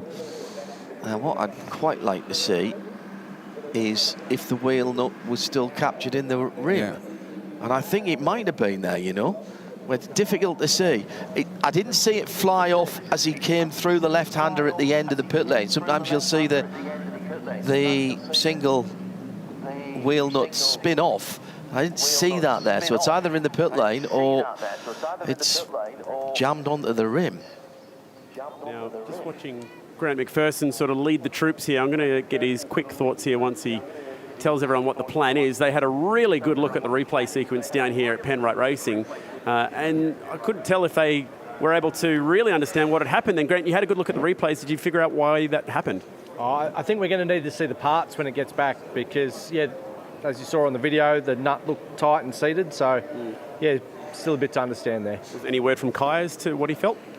No, he just knew that it fell off, but it didn't get very far, so it's pretty confusing, yeah. Now, you can, by the rules, put the car back into the session, but do you think it's going to be possible in logistics-wise here? Oh, I don't know that we'll get it back in time. We'll see. Like we'll try and do what we can, but we'll also try and work out what happened before we send it unsafe. Yeah, okay. I'll let you get back to leading the troops. Bad break for Penrite Racing. The irony here is for both cars that finished the Bathurst 1000, they were very lucky to avoid things like that happening with some of the dramas on those cars that just crept towards the finish line. Not ideal was the phrase used by Jordan Pepper when we were talking about the red flag. Jordan, for BMW, you guys didn't get out there and set a representative time yet. The red clock time is ticking away. But how do you motivate Kelvin that little bit extra now that he really does have to go? No, look, luckily in this championship, I think it's frozen, the time, so there's still 30 minutes to go. He wasn't really on a push lap yet. He was starting his first push lap, so probably not too much taken out the tire. We've seen over the weekend that this new tire takes a little bit longer to get up to speed, so it's not too much of a negative. Obviously, the intensity goes up a bit. We obviously got only 30 minutes left, but luckily there's enough time to get out there, find a good space, and he's been really good this weekend. So I have all the faith in the world in him and the team. Yeah, it's going to be a tight top 10, but I'm sure we have enough to get in. If not, I've won the race from outside the 10 before, so it should be good either way. Yeah, last time was P11. You were the exception on that rule that we've been talking about. But for Kelvin, I mean, his brother has won the pole award before. Have you gotten on the radio and said, hey, Sheldon did it? How hard can it be? Yeah, I mean, that's something we worry about later if we get into the 10. So let's see. But so far, so good. The vibes is really good with Calvin and Charles. I think we formed a really good bond really early on. And it's, just been an enjoyable weekend so far. What a beautiful place to be in. And just to see all the fans get out there and support, it's really cool. And for sure, we got an iconic throwback. Well, it's kind of based off an art car livery here, which is holding a lot of representation to BMW M, 40 years of BMW M3. So very special to have an Australian heritage livery here as well. So it's cool, and hopefully that's enough to get it done this weekend. Still big smiles down here in the Team WRT garage, guys. So there is the Tsunami Porsche getting pushed back towards pit lane, and to the right-hand side, we've got this army of Mercedes AMG cars that are all parked up, which includes the Sun Energy 75 team, which for the last few years have been so competitive on the podiums. Now, you would expect with a gun like Jules Gounon, one of the very best in the world, that you'd plug him in for these sessions. But as they've seen the last couple of years, they've not been afraid to throw the keys towards Lucas Stolz and Kenny Habul, not down here at the garage at the moment. But that does mean that Jules Gounon is inside this garage area. Let's go and see if we can pinch a penny for his thoughts from the Andorran, who has been very kind in letting his good buddy have a run here in qualifying for the last few years. He's putting in some additives to keep the fluids up. Hello, Jules. We figured Red Flag would come and say g'day. Haven't had a chance to say hello to you yet. This is a common theme. You like this track more than just about anyone on the earth. It must be killing you to hand the car over to your good buddy right now. No, because I know Luca very well. We know each other since 2016. He will do a super job. And at the end, endurance racing is also about sharing the good job. Let's say quali is an amazing time of the weekend. The last stint is an amazing time of the weekend. I've been lucky to always do, let's say, the money time at the end. So it will not be fair to your teammate if you always have the glory and the nice moments and he has to do the heavy work during the day. So we always share a bit. So at least, it's nice for both of us. Nice, mate. I appreciate that. 1 minute away from the green flag. Was that a bad red flag for you guys? Yeah, actually, yes, because we waited. We did a heat soak to optimize quali, as all the Mercedes do. Here we are just going flat out. They all want to have pole position, looks like. So not ideal for us, but there's 30 minutes to go, so it should be okay for us. Is your buddy Max Verstappen going to watch after testing's done? Yeah, maybe. I'm sure he's watching. He loves GT racing. He's a big motorsport fan, and he loves this place. So, yeah, I'm pretty sure he's watching. On you, mate. Thanks. So, time remaining 13 minutes and 6 seconds, as long as that red flag stop time doesn't get to 0. If that gets to 0, we start counting down that 13 minutes and 6 seconds. But race control says we will be back underway before then. But Rich, if we were to have another red flag, we don't get another 10 minutes. No, that is it. It would be what was remaining there, 2 minutes and 30 seconds or whatever it was. Correct, 10 minutes maximum. So if there's another red flag, that's when it becomes stressy. So it's now very important to go and set a lap time. It's big to unpick from those 3 little pieces we had down there in pit lane. One of them was the Tsunami RT Porsche with its very vibrant livery. Little quirk in the regulations that here at this race, when a red flag is flown, you must stop at your garage at 45 degrees. Some races around the world, you're allowed to go and queue up at pit exit. That is not the case here. So that team were very firmly told that they needed to get that car back down to their garage and park at 45 degrees. In their defence, I think that car was already transiting the pit lane when the red came out. Fair cop. Thank you, Chad. So here we go. Now there's a bit more pressure because another red flag adds some peril, and that red flag clock stopped at 2 minutes and 34 seconds. So it's important now for a whole bunch of some of the world's best racing car drivers to go and set a lap time. 75 Express just leaving a little bit of track position for Lucas Stolz to go out. Nice of Jules Gounon to give his buddy the hero laps. I like the reference, if you haven't watched the Meguiar's Bathurst 12-hour before, Jules said Luca does all the heavy lifting on Sunday. And what he means by that is that traditionally in their 2 wins, a second and a third they've had in the last 4 years, it's Lucas Stolz who does that. The grinding stints in the middle of the day, pounding round and round and round relentlessly. Gounon then gets in at the end and does all the hero stuff, and generally gets them on the podium. So that's what he means by that comment, is that just a little bit of a treat for Luca to have Mount Panorama almost to himself and extract the most performance he can out of car 75. It was also curious to hear from Jules Gounon that he said, we went out, did one lap, and we came and we parked and we did the heat soak. And that is, we went out and got temperature into the car, and those tyres that we're going to use, we didn't stress the tyre, but the heat soak is from the brakes. So we're warming up, using the car to warm the tyres up. So when you go back out again at the end of the session, they're already at 40, 50 degrees. You're not having to do too much work to get them up to temperature. Guys, I haven't seen this before. I'm in the Penrite Racing garage and there's nobody here. They're not out there in the pit lane. They're not here in the garage.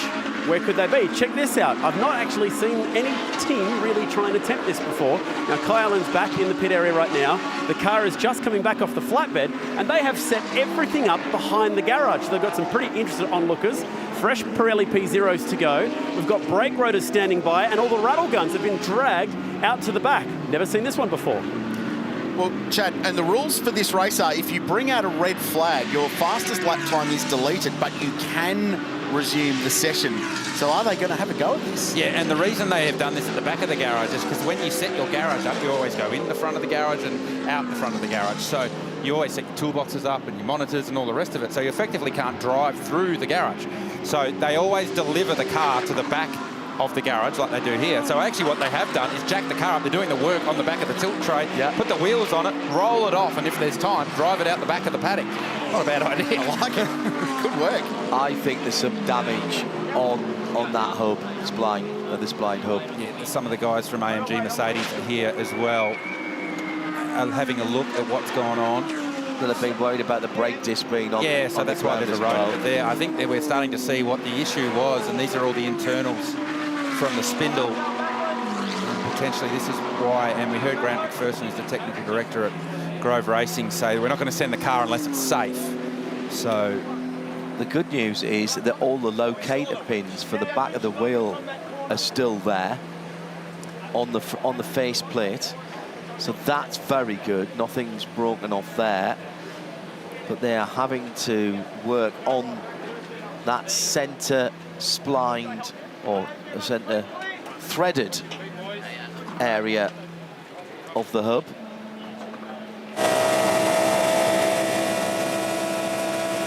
Shay Adam. Guys, you might be able to see on the screens that the 222 car has come back into the pit lane, but this is not necessarily session done. Cameron Waters has stayed aboard the Mercedes. He's waiting to see if his lap time that he set earlier, the 2:01, is going to be good enough, or if maybe the benchmark is going to be lowered, because as we pointed out just before that red flag, there are some heavy hitters yet to set decent lap times. Cameron is doing that heat soak that Mercedes likes even more. Maybe there is more pace from this STM Mercedes yet to come. And Craill, you said you'd be surprised if Dylan O'Keefe's time stood up when he was in 10th position. Of course, now he's in 9th position because there's a lap time that's been eradicated. So it's Kai Allen who's now on the bubble in 10th position in the Mercedes number 100. 2:02.7 is the time to get in, and Chris Haase is 0.0111 away from being in the top 10 at the moment. Yeah, but we've got Van der Linde in 29th, Marciello in 30th, and Max Hesser in 33rd. There's some big names that are going to fire a shot very soon. Yeah, Matt Campbell's out there too, and yet to fire. Interestingly, Haase straight out first push lap after the red flag, bang, 2:02.79, right into the mix, and is going on with it again to work his way in. Gee, this would be a big story to get this car back out. Still 7 minutes to go, so there's time.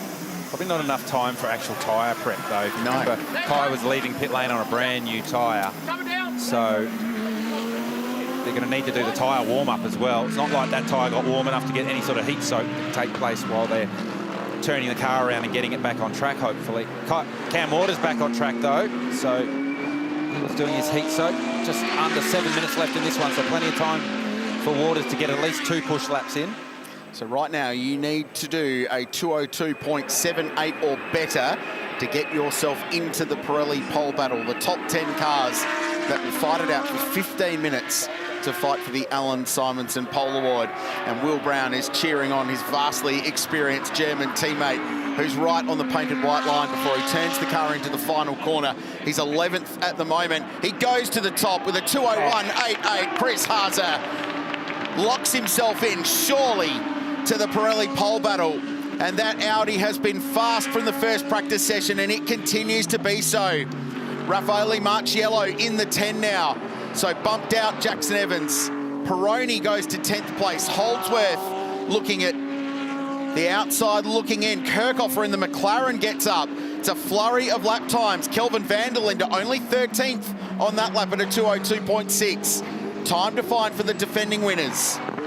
Here they come. Here they come. It's time.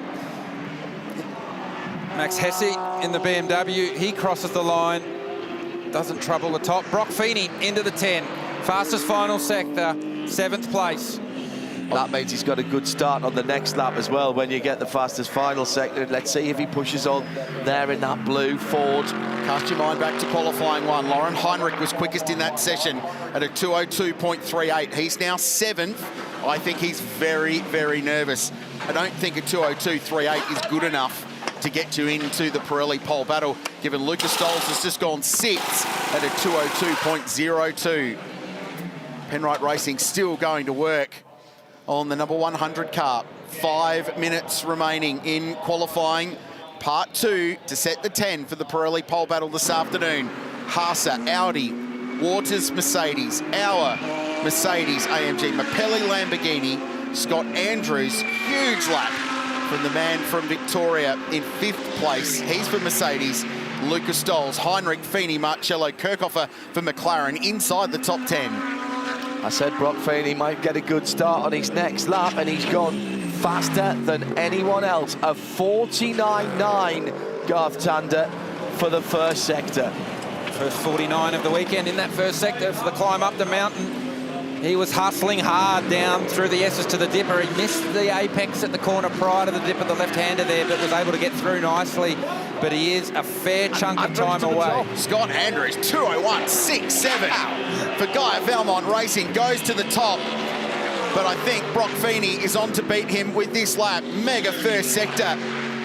Gave away about 6/10 across the top of the Mercedes relative to Scott Andrews' lap time. So this is going to be very, very close. Down into the mid-2:01s now. And it looks like that might be the number you need to do to get yourself into the Pirelli Pole Battle. Brock Feeney is so good in qualifying trim. The king of qualifying in Repco Supercars last year. What's this lap for the Mustang? 8th. It's only 8th, 2:02.09. Stoltz goes to second in the 75 car. So there is still time for Brock Feeney, but does he have enough tyre left on the Mustang to get the job done? And is there time for Kai Allen, who just left pit lane? He'll get 2 80% laps in and then one last lap after the checkered flag. They didn't look to change anything on that left rear corner where it got down onto the ground, but they did throw used tyres on it to help him get that tyre temper. And just moments ago, we were talking about the fact that Lauren Heinrich was 7th. He's now 13th. Yeah. He has been bumped well out of the top 10. The only driver from qualifying one still in there is Lucas Auer, thanks to that very impressive 2:01.9. And that could be, at this point, the cut-off time. Quick shout out to Lee Holdsworth, currently 10th in the Hallmark Audi. He was able to get himself into the Pirelli Pole Battle this time last year, but he's on the bubble right now. We're on board here with Marco Mapelli, who absolutely throws the Lamborghini Hurricane at the chase. How early was he back on the throttle, coming back out the other side? Far out, that is commitment. Listen to this one. Smashing the rev limiter into the final corner. Stop, turn, big moment, mid-corner, it slides. And that will be the lap. Oh, man. Oh, wow, 2:02.8. That's commitment personified. You can say with the bottom of the track, it doesn't matter that much. You don't have to try that hard. Tell Marco Mapelli. 2 minutes remaining. Brock Feeney, purple in the first sector again. He's 9th. Lee Holdsworth is on the bubble. He is 10th at a 2:02.24. Don't know if that will be enough. Kelvin van der Linde, it's not, because Kelvin van der Linde's just gone to 9th position in the 32 BMW. So you've got to do a 2 dead to get into the top 10. This lap from Brock Feeney has an improvement from the last time around. Where does this put the Ford Mustang? He's been bumped to 11th, but he doesn't stay there because he goes second Get in. with a 1:06.8. Top 3 cars covered by less than a tenth, and Cam Waters is going on with it. Purple in the middle sector. Down to the final corner, gets the AMG turned in for the triple two, and he goes to the top. Now we're throwing overhand, gentlemen. This is exactly what we wanted to do. This is not going to get you pole position, remember. He's not claimed pole. That comes later when we have the top 10. Just lets you play in the next session, effectively. Yeah. That's all it does. Jaden Ojeda goes to 5th at a 201.8. So Marco Mappelli on the bubble at a 201.9. So you've got to do a 1 now to get into the Pirelli Pole Battle. Lucas Auer still clinging on in 8th position for Craft Bamboo Racing. Can he convert?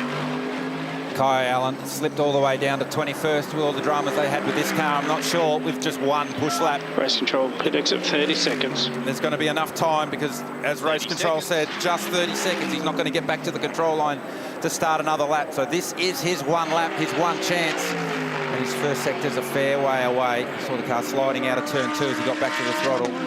So it's a valiant effort by the Grove Racing Penrite team to get this car back on track. But he's still got to push because he caused a red flag. Yeah, well, he's 20. The time that he's done, that he holds right now, is a 21st. So they've eliminated his 202.5 and given him a 202.7. Closed. So luckily he had that 202.7 as a backup. But if he improves here, then he gets up again. Oh yeah, and that is actual grid position because from 11th on down, we're freezing that at the checkered flag as he comes through. The lap you're on is the lap you're on. So this is all or nothing now. Kelvin van der Linde, 12th, will not improve, will miss the Pirelli pole shuffle this time by. Lucas Auer clinging on. Matt Campbell's just got himself into the 10. Alan Simonson, pole award winner in 2020 for Porsche. He's gone to 9th. 21st at the moment, Kai Allen. Good middle sector for the Penrite Mercedes, but he stays 21st. The task was pretty hard, and he didn't quite get there in the end. There's no Ferrari in the top 10 there, guys. No, I'm not surprised about that. In the end, you had to do a 201.9 to get yourself into the contention for pole position, and Chaz wipes the sweat from his brow. No worries there, because a 201.56 for Cam Waters is a cracking lap time. Only one BMW in the top 10, with BMWs in 11th and 12th for Max Hesse and Kelvin van der Linde. That might not have been on everybody's bingo cards. That's the fastest Ferrari on the mountain right now. The race car's not spectacular in qualifying, but I'm sure they've got a plan. So there's the 10 that will challenge for pole position later on this afternoon in the Pirelli Pole Battle. What a lap, Cam Waters. Have a look at the margins down the right-hand side. So 0.4 of a second, and the time to get into that top 10 was a 2-minute 1.99. Great to see the Lamborghini squeaking through. What a lap from Marco Mappelli. Those on the outside looking in. So Max Hesse, the privateer BMW, out-qualifies the car that won last year. So that's a huge job from the young German out-qualifying Kelvin van der Linde. And that is the 6th row on down. That's how they will start on Sunday. So the Grove car will start from 21st, despite a pretty heroic effort to try and turn it round. 29 cars covered by 1.6 seconds. This is genuinely one of, if not the most competitive field we've seen at the Meguiar's Bathurst 12 Hour. To the Elf Oil pit lane, and a pretty happy team at STM, Shay Adam. A very happy team, and Tom Randall actually saying to some of the crew guys, this is a complete team effort. Tom, you and Chaz sitting there, nerve-wracking, trying to watch what your co-driver could do. Do you think he had that lap time in him? It's hard to say, honestly, because the whole weekend up to this point, you know, we don't really know where anyone's at. But, I mean, we've still got the Super Pole to go, so great to be in that. Cam's done a ripper job there. But, you know, it's a team effort. You've got to thank everyone from STM, SRO Motorsport. Obviously, yeah, Chaz has been doing a mega job. Having Barry Ryan on board's been great. And, yeah, now I'm looking forward to sitting back again and seeing what Cam can produce in the Pirelli Pole Battle. I'm really going to have to find some popcorn for that. If you find some, could you bring some to us too? Oh, 100% I will. Craill, have you seen any popcorn? No, but I'll send it down. Second driver to ask for it in this session, by the way. What a session it was. Still to come this afternoon, the Pirelli Pole Battle for the Alan Simonson Pole Award. Great stuff in qualifying for the Meguiar's Bathurst 12 Hour. As we go to a short break, GM Chevrolet are making their debut on the mountain this weekend. The Meguiar's Bathurst 12 Hour. Chad Nolan went to hang out to Earl Bamber to find out a little bit more about the Corvette.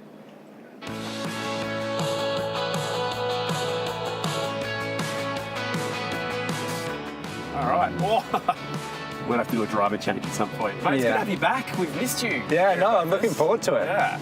I can't wait to get back out tomorrow morning. And also it's special to bring like the Corvette back. So drove it in 2024 in Hindhaugh, done like a lot of the sim stuff. So it's just cool to bring it here for the first ever time, if you know what I mean. So won the race as a team boss. Yes. Your race team managed to pull it off a few years ago in fantastic fashion. But to do it as a driver, it feels like the one thing missing off your incredible CV at the moment. Two things missing off the CD, which is here and Daytona. So Daytona last week was second, narrowly missing out with the Cadillac. So now we're going to have another good shot at it with the JMR guys. When's the last time we've done a lap at this place? 2020, mate. Yeah, right. At the back end of the race. This is your first lap back since. First lap back, mate. So, like, I want to absolutely gun this, but I have a feeling someone will probably yell at me. Men of the people. Yeah, exactly. Like, just the people and the fans and stuff like that. Like, that's also what makes coming across the top of the mountain. Like, when we come out at 5:30 in the morning, there's some sort of, like, special spiritual thing about the mountain, right? Tell me about this car that we're in, this beautiful Z06, because I've seen them on the road here in Australia. They're about to get introduced to the race car, which is very exciting, but this in itself is very capable. This thing is insanely capable. It's like an absolute track weapon. And I've driven on the road and like driven a lot of sports cars, and this is one of the most fun things. They're one of the manufacturers where the car design team comes to the race team and says, what do you want to build a fast racing car? They build that and then make this afterwards. What a lot of people probably don't realise, if we were to absolutely let this thing go down here down at Conrod, it would go faster than the race car. Oh yeah, so I think if we went for it, which I'm sure everyone I would love to, I think we'd probably end up at 320 k's an hour, which is insanely fast. Like when I did the Nürburgring stuff, I was in the sim and we were going crazy quick, and I was like, guys, you do realise this is faster and crazier than our race cars. So this is the race car. This is the first time I've ever had a chance to lay eyes on this, and it is unreal to see this up close in person first time.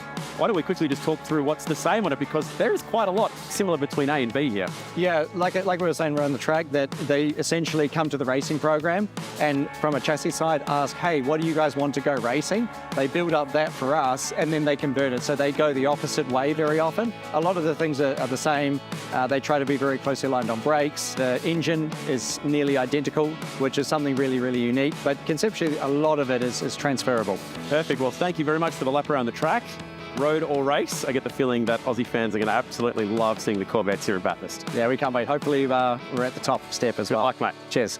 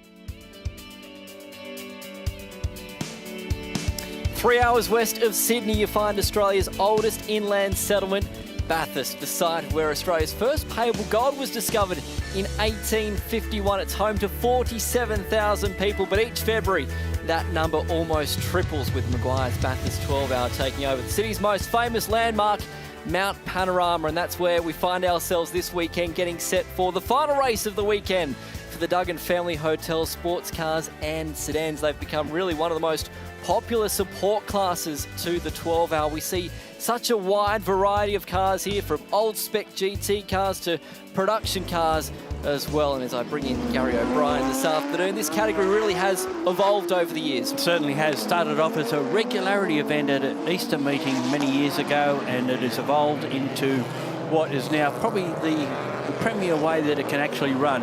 A cut-off time of 2 minutes 05. No one's going to get down to that.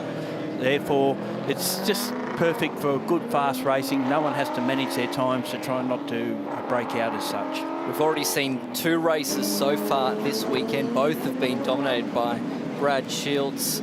You've got to say, Gary, that really from the form guide that we've seen so far, he's going to be tough to beat here in race 3. Yeah, certainly. Did it the hard way in race 1 with no power steering for the whole race and a heart rate that hit 200. Certainly did it the hard way, but held off the opposition and got the big chocolates in the end. And then, of course, he's dominated the second race. Steve Lacey will be alongside him on the front row. He's been strong so far this weekend, a pair of second places. Hasn't been great, though, throughout the initial starts. That's what he'll hope to improve on here as the field file down Conrod Straight. A rolling start is what we'll expect. We've got 10 laps or 30 minutes, whichever will come first. One man to watch out for is Mark Duggan. He had an issue where he got caught up in an incident at Griffin's Bend earlier on this morning. He will start position 44 in this one. Yeah, and he'll be on a charge from the word go. Steve Lacey, of course, as you said, spit so off the line. He had top wheel spin all the way in the first race, and then new tyres in the second, and just gently eased it off the line.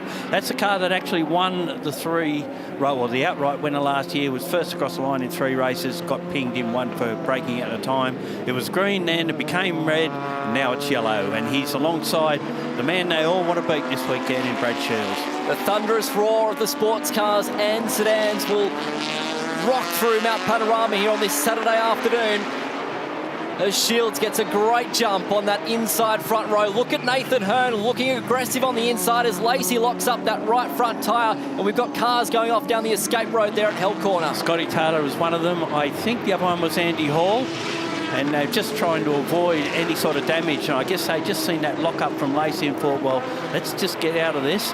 There's Nathan Hearn, he's in second spot, now goes back to third. That car's on the market. I did say earlier it was sold, it isn't, but it'd certainly be a good buy. It's one of the best Trans Am cars in Australia. Jake Donaldson was a big winner throughout all of that in the 303 Porsche. He's sitting in underneath the rear of Hearn, and there's a sorry sight for the Taylor Motorsport car pulling off towards driver's left, and some fairly significant damage it looked like on the left front of that car, and he pulls it off there just off the edge of the racetrack. Trouble for Jason Miller as well in the cutting. The car's come to a halt. Tricky spot there as well. Look at the margin your race leader's already got out in front as they go across the top of McPhillamy Park. Lacey has got by Hearn here as well, so Hearn originally had that second spot going into Hell Corner, but Lacey, with the power of that sports sedan, able to get back past as we go safety car conditions for the opening lap of 10 here. Jake Donaldson's got a good start. He's just in behind the Trans Am car ahead of Ben Gomersall in the 2012 Super 2 winning Ford Falcon FG that was piloted at the time by Scott McLaughlin. Won the championship that day on the streets of Sydney Olympic Park, and there is Scott Taylor. Unfortunately, all he can do is look on at the damage on that car. That is a GT3R. It's a fairly rare car in Australia, at least. I believe there was only about 4 that came here. And he had one of them, or he still got one of them, and I think there's another 2 for a city-based driver and one in Melbourne. So he's hopped over the other side of the fence, and all he can do now is watch on for the rest of this race. But we mentioned at the outset, In fact, we'll have a look at the start here. I'll touch on that in a moment, but you can see the start that Shields had. Look at Gomersall on the outside as well as Lacey. Just pinches both tyres, in fact, into turn 1. And there was Hall and Taylor off on the outside of Shannon's Hill corner. Hall, I don't think, made contact with that outside wall there into turn number 1, but lost a lot of ground, and we'll have an indication of what happens to Miller here. Well, did he have contact with Blake Tracy? Hard to tell from that camera angle, but he certainly made significant contact with the outside wall there, and you can see the right front damage on that car parked in that precarious position. Might be able to push that car just towards the left-hand side here. There's a little access road. We might be able to get this race back underway quite quickly. As Taylor's now got the helmet off and walks back into the lane. Of course, the sister car, GT3 AMG Mercedes, was very quick in that last session for the Meguiar's Bathurst 12-hour. Provisional pole at this stage. Correct. Still the Pirelli Pole Battle coming up later on this afternoon. So it's Shields, Lacey, Hearn, Donaldson, Gomersall, the top 5 as it stands currently. Tracy, Carr, McMillan, who's made up some spots here as well. Lee Stibbs and Burkhart's the top 10 as it stands currently. Yeah, if you want to know how all this has developed, we have a podcast on Spotify called the Grassroots Racing Podcast, and that actually went through how Stephen Lacey and his wife Bronnie developed this category from irregularity to where it is today. It's an interesting story, well worth a listen. It's great, isn't it? Because we see that wide variety of cars, from old spec GT cars, a lot of production cars here as well. So sort of taking this weekend as a test session before we get into the Bathurst 6-hour we see here. A lot of them, some will admit it, some don't, but we have the classes, as you mentioned. We've got space frame, chassis in groups 1 and groups 2, and then we've got sports cars as well. So recovery teams there just working to get the Miller car away there from the Ford cutting for this weekend. And once the field does roll through, he'll be able to try and pop that car towards the access road on the left-hand side. And fingers crossed we won't be too far away from a restart here. Yeah, Miller was the leading sports car in race 1. I think it was about third across the line in the second race, if I...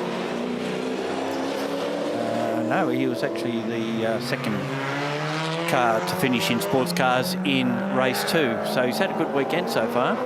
Unfortunately, it's all come to an end. We mentioned how Mark Duggan was starting almost around the 50 mark. I can tell you he's popped up to position 22 already. So quite an impressive opening half a lap that we had before the safety car did eventually come out.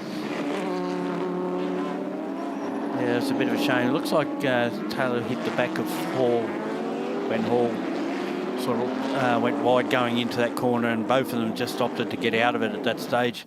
And they may have just been thrown off guard by the tyre lock up on Lacey's car, because Lacey dropped back to 4th there at one stage, going up the hill. And there you can see the damage on the left front of that car. As I said, not many of those cars made it out here.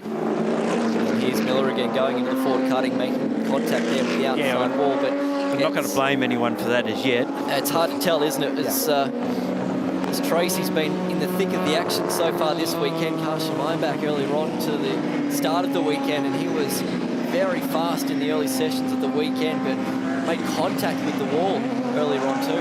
Yeah, it was light touch, well, not a heavy touch, but he decided that rather than, because it's non-championship, rather than keep going with nothing on the line, he'd sit it out. He said if it was a championship race, he would have kept going. And he was with Hearn basically at that stage of the race. And that is a brand new car this weekend as well, so trying to keep it clean before what's going to be a very, very busy 2026 schedule. Some interesting names that are also nestled in the paddock this weekend for the sports cars and sedans. We've got the Gomersalls here this weekend, but they've got some support from another famous family in Australian motorsport. Yeah, Ben Gomersall, as you know, is running the Falcon. His father, Jason, is running the Mustang production car that finished third in last year's race. They've been looked after by the Sedans this weekend. The Sedans have got a long history running with the Gomersals, and it's Glenn who's looking after Jason, and Aaron is looking after Ben this weekend. But I dare say we'll probably get back to greens the next time round, so we won't have another lap here behind the safety car. Another one to watch would be Lee Stibbs. His first run here in IRC GT. Unfortunately had an incident with Tracy early on in the weekend. Came through the field for a solid result in race 1. They took 80 minutes to basically rebuild that car and get it out there. Similarly so with Lockie Harburg car. That's back out and running this weekend after it had an incident at the top of the mountain this morning. They managed to get that back and running, and we need to see how far he's got up the field as well. Whilst we're under safety car here at the moment at Mount Panorama, our very own John Hindhaugh took a bit of a moment to catch up with the guys at the Shannon's Super Rig. Pop quiz time. What is 26 metres by 8 metres by 8 metres and gets 60,000 race fans through it every year? No, not this, that. The Shannon Super Rig. 60,000 people a year entertaining themselves with race simulators. We've also got a look back at the history of motoring and motorsport on the video screens, and this specifically designed and built rig spends about a third of its time in metro areas, 2/3 out in country locations, supporting automotive and motorsport events. But you haven't seen the half of it yet, literally, because there's an upstairs. There's a built-in PA system, so if you want to run an event here, you can do that as well. But here's the piece de resistance. Look at that view here at Mount Panorama. It's so good, even the pros want to be here. Bailey Hall, look at this, mate. How good is this? This is stunning. Best place to be in the world. It has to be. And they've even thrown a safety car perfectly for us so we can get the interview done. Look, you meet fans here at the Shannon Super Rig. How important is that for you to be able to touch base with the enthusiasts? Oh, that's what it's all about. You know, we don't get to go racing if it's not for the fans. Shannons have produced such an amazing fan hub. You know, they're the leading insurer for motoring enthusiasts, and that's the people that are out here enjoying the racing and the fans that support us all the time. And do you feed from that, from their enthusiasm, their passion, when you're going racing in the GT3 or the GT4 car? Absolutely. You know, across the top of the mountain, you can hear the fans cheering. But, you know, this is just one of 1,200 events that the Shannon Super Rig comes to, and it's awesome to connect with them. You know, I get to sign posters of young kids. I still remember when I was a little kid looking for driver's signage. So it's really special for me, and yeah, pushes me all the way through the weekend. Keep your eyes peeled for the Shannon Super Rig all over Australia at automotive and motoring events. Yes, thank you for that, John. I reckon, Gary, we might just move the commentary box there this weekend. It's not a bad little spot there at Meguiar's Murray's Corner. You must ask John what the catering's like. Yeah, exactly right. Yeah, it might go all right as the Miller machine now comes back off the exit of the racetrack there, just past the Ford cutting. We shouldn't be too far away from getting race number 3 of the weekend back underway here for the sports cars and sedans at Mount Panorama. Incidentally, the BMW safety car now pulling away as the field now files down Conrod Straight.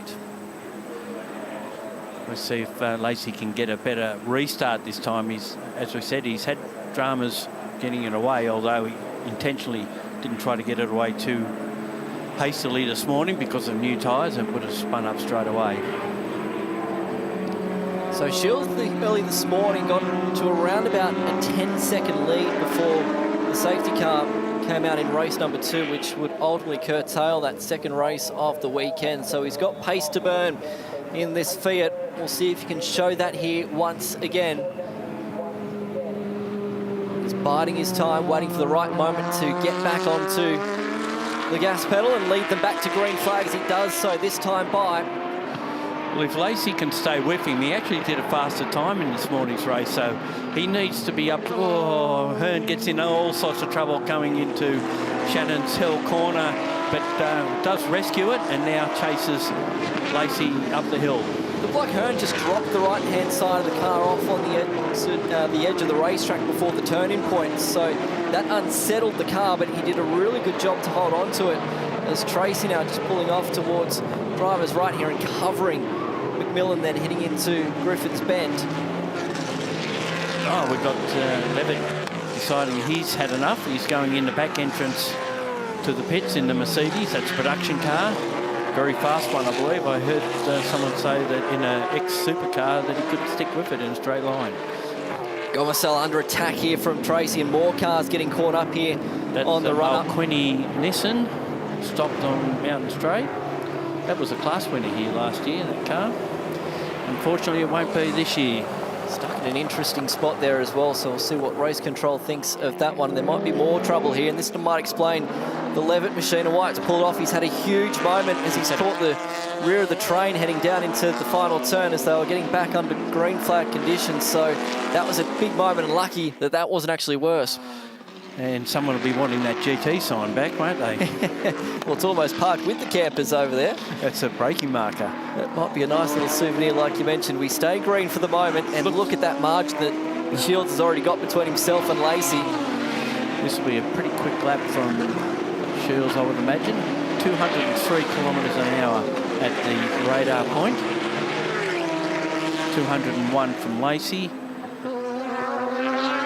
Not quite as quick, but Lacey has managed to pull away a bit from Hearn, who now has Gomersall and McMillan and Tracy right up behind him. Tracy started out of 11th, so he's picked up quite a few spots out of this, and now McMillan goes down the inside of Gomersall, or attempts to. Not quite enough for him to get it done. That's a car that Lacey drove here last year. It was red then.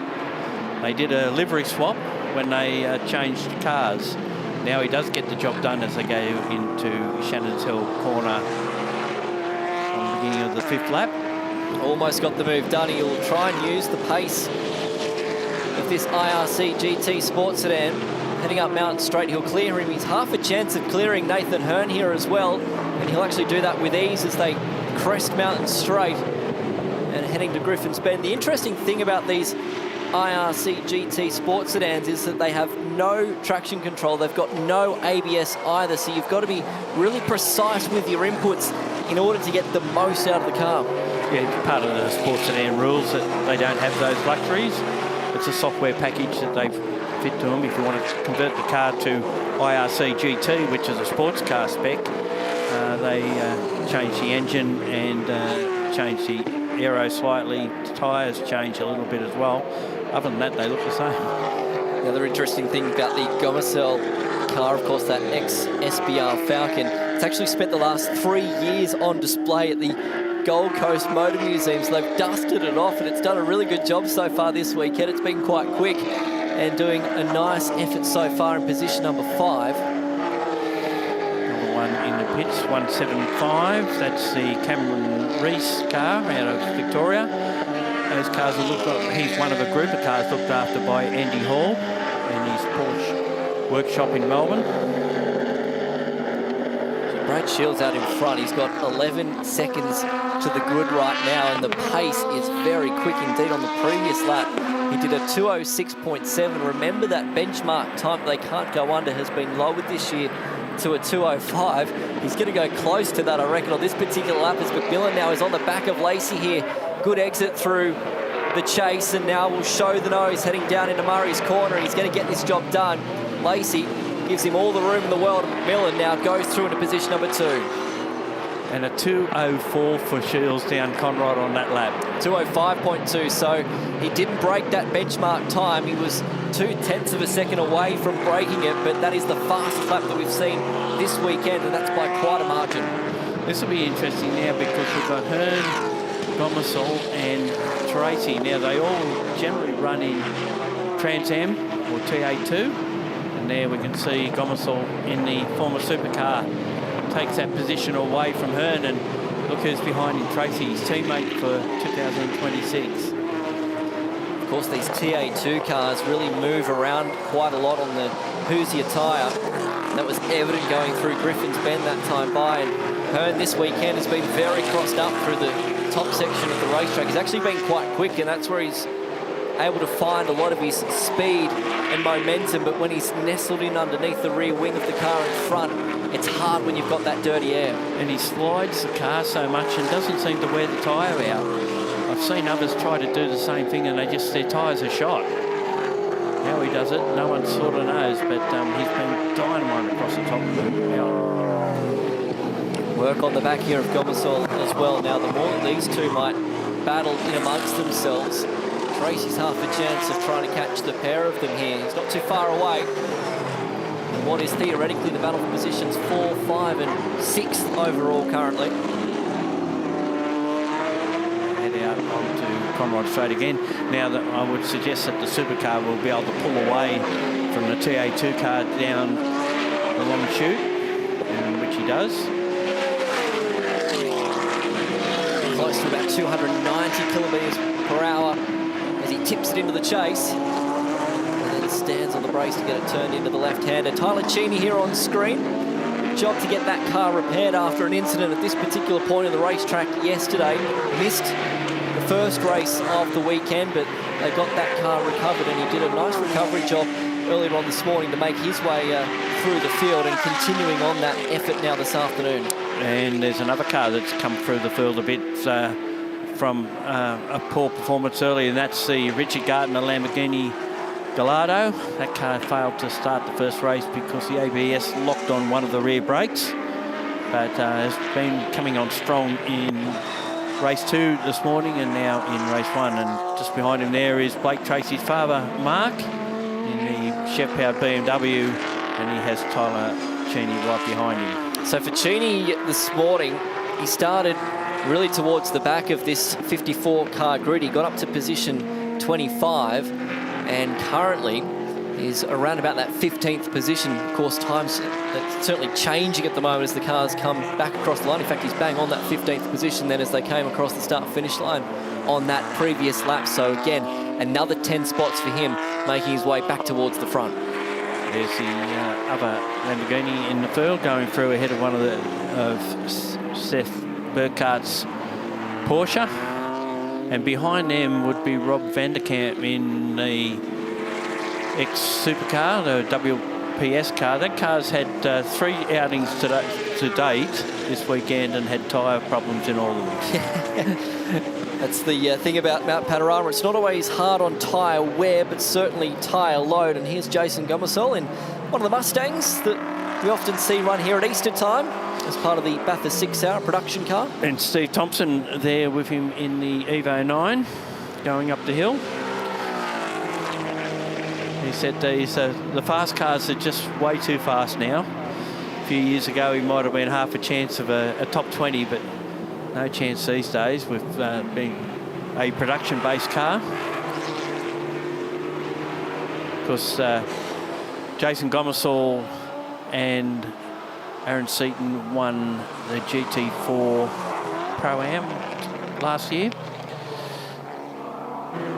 Clinched it at the final round held at Hampton Downs in New Zealand.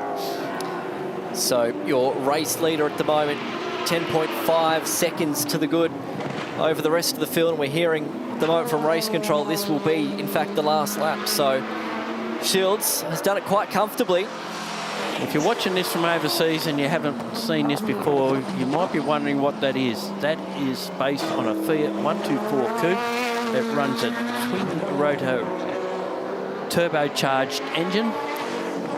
Did have a triple rotor in it for a little while, but they decided to go back to the twin. Oh, Graham Smith in the RX-7 went in the way there. When you've got so many cars and such a variety of cars, traffic is a premium up here at Mount Panorama, and on this particular lap, Shields is finding out just what that is exactly like.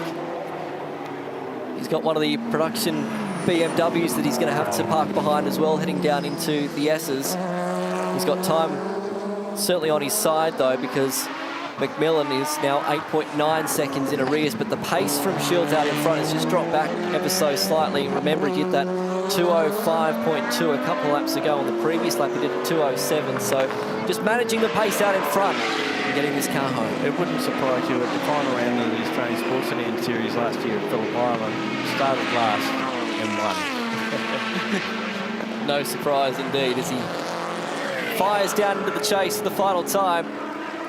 A man that knows this place well. Resided here for a while and was commuting to Eastern Creek for driver training during the week. How's that for commitment? He doesn't need any more training, does he? Because he's putting his limits where it is here this weekend at Mount Panorama. He comes through the final turn and Brad Shields will dominate the weekend. 3 races, 3 race wins here for the Duggan Family Hotels Sports Cars and Sedans at Mount Panorama. McMillan will come home in second. Lacey will cross the line in third, incidentally. And Gomersall, a good job, 4th overall in that ex-SBR Falcon. And we go back to Nathan Hearn, will be the next one to come through there, and Blake Tracy, his teammate for 2026, comes across the line in what would be 6th position. Jake Donaldson in 7th. Lee Stibbs in 8th and his first trip to Mount Panorama. Great job this morning to come through, or great job yesterday to come through the field as he did. Johnny Goodacre put on new tyres for this race and has been rewarded with a better result than he has had for the weekend after a spin in race 1. It's not done with yet because Mark Duggan, after starting deep in the field, he was 17th at the last timing interval. He might be a few more places up as Millett is trying to make his way up through the field through the final turn. They come across the line. In the end, for Duggan, he was still in 17th position, so a nice charge through the field after starting down in what was roughly 48th position. 44 was it, so there you go. Race 3, Brad Shields gets the job done. 7.9 seconds in the end between himself and McMillan. Lacey, Gomersall and Hearn, your top 5. Yeah, just outside the top 5, Blake Tracy, Jake Donaldson, Lee Stibbs. Then it was Brad Carr and John Goodacre into the top 10. A good performance in the end from Goodacre. We scroll over the page, Tyler Cheney made his way up in the end to position number 14. And there we go for Mark Duggan, 17th from the back of the field. Yeah, Lockie Harburg was another one that started from the back and he got himself up to 19. Charlie Curry in that supercharged Honda K24 got himself to 21, followed by Tim Mann, Warwick Morris, Greg Doyle in the 4-wheel drive Nissan Skyline there as well. Turn over the page, Jason Gomersall in the end got home position number 30. Good to have the Buccini family here this weekend. Carly coming home in 35th overall. And then a few of the drivers that had some issues there in the third and final race of the weekend. Of course, Scott Taylor didn't go too far past turn number 1 before his race was over. Plenty happening here at Mount Panorama. Brad Shields getting the job done. A lot of the drivers have been out and about this weekend here at the Meguiar's Bathurst 12 Hour, but plenty of them are in the back of the paddock at the moment. And that's where we find our very own Chad Naylon. Yes, we're at the back here because it's autograph session time, Brian, and there are plenty of people at the back of the garages. There is absolutely no prize, Shay, for guessing who they've come to see here today. Yeah, we must be sadistic, choosing the longest line to embed ourselves in. But everyone here is a fan of the man, the myth, the legend, Valentino Rossi. And he is sitting right over there, meeting the fans. Everybody's limited to 1 item signed per customer, so to speak. And as you can tell, there's a lot of smiles and a lot of happy people down here. That is very well put. It is so cool to have the legend that is Valentino Rossi here. And to see it from above is even better. I'm going to send you down to Porsche, where maybe the queue is slightly smaller. I will see. And I might see if I can get a word with Augusto Farfus, and a past race winner here from last year. If I can sneak around the back here of the WRT sign-on area, and we'll go down the back and see if we can quickly grab a word with the boys. Hello, Kelvin. Haven't seen Kelvin back in Australia yet. We'll see if we can get a word with Augusto. Hello, mate. This is so exciting. You are the reigning champion here, but what's it like pairing with Valentino and seeing these huge crowds come down to meet you guys? Well, I think it's great to be, first of all, to be back. Last year we had a great race, and this year I'm the different crew, the 46, with Lelo, my longtime partner in back in Europe, and again with Vale. So we haven't actually, me and Vale, won a race together. So I think Bathurst could be a great opportunity to see all this crowd, the fans. He's doing exceptionally well. So we are all very close, and who knows? I mean, tomorrow What time is it? By this time, we're going to have a pretty good clue where we are standing at. Lello did a lovely job in qualifying earlier. Has he got one more good lap in him for later today? Yeah, well, I think he has another few good laps in his pocket to pull it out, and hopefully going to pull one out later on today. Thank you, Augusto. I'll let you get back to meeting the fans down here. So good to have this guy, Valentino Rossi, and this giant crowd. And we'll send you down to Porsche to see exactly who Shay's found. I found Alessio Picariello, who is one of the members of one of the fan favorite liveries in the field this weekend. The the Porsche with the giant kangaroo, that's what I was trying to say, on the side of the car. Alessio, have you felt extra Australian love this week? Oh yeah, I mean, it's always cool to come here and to come with such a livery. It's extra special. For the story, last year in practice, we nearly hit one. Like, it was very close, so yeah, we decided to have a livery that fits us a little bit better. So it's actually a warning to all the kangaroos that you're coming. It's not a warning to everybody else. Exactly. It's more for the kangaroos to stay away from us, and hopefully we have a strong race. Matty did a great job to get it up into that final top 10 shootout for the pole. Do you think there's more speed in the Porsche? Well, he did a really good lap. Let's see if that's the maximum. I think he says he has a little bit more, but the gap is a little bit too big to P1 now. But let's see, I think we have a good race car, so we are quite confident for the race. Qualifying here is important, but not too important. So hopefully, yeah, we will have a good race, a good strategy, and with this lineup, I think we can do well. Good luck. Thank you. He managed to win in the Pro-Am class, Chad. Now the question is, can he win overall? Maybe. And maybe Valentino Rossi's also a chance for that outright victory, signing a few of the posters of the BMW down here at the moment. Signing left-handed for the fans. He's got a couple of autobiographies to sign, a few posters, a few hats. Some of the kids have brought their shirts down here as well. He is a force unto himself, this wonderful man / rider / driver. Hello, Valley. We'll get a quick word while you're down here with the fans. Thank you so much for coming back to Australia. How are you finding the reception back here in Australia again, mate? Ciao. Hi to everybody. It's always fantastic be here in Australia. I have always a great support from the Australian fans. And this race is one of the best of the season for the atmosphere, for the people, and especially for the track, because the track is something unique. And is great with the GT3 cars because you enjoy a lot, especially in the mountain. So always a great pleasure. Mate, thank you so much for being here and meeting the fans. Don't be shy. Come and meet the great man that is Valentino Rossi. We'll send you back down to Shay. And I have actually found a man that we need to ask more questions of, because Nicky Katzberg, you brought some extra little bits of the racetrack back with you earlier. Where did you hit the wall around Mount Panorama?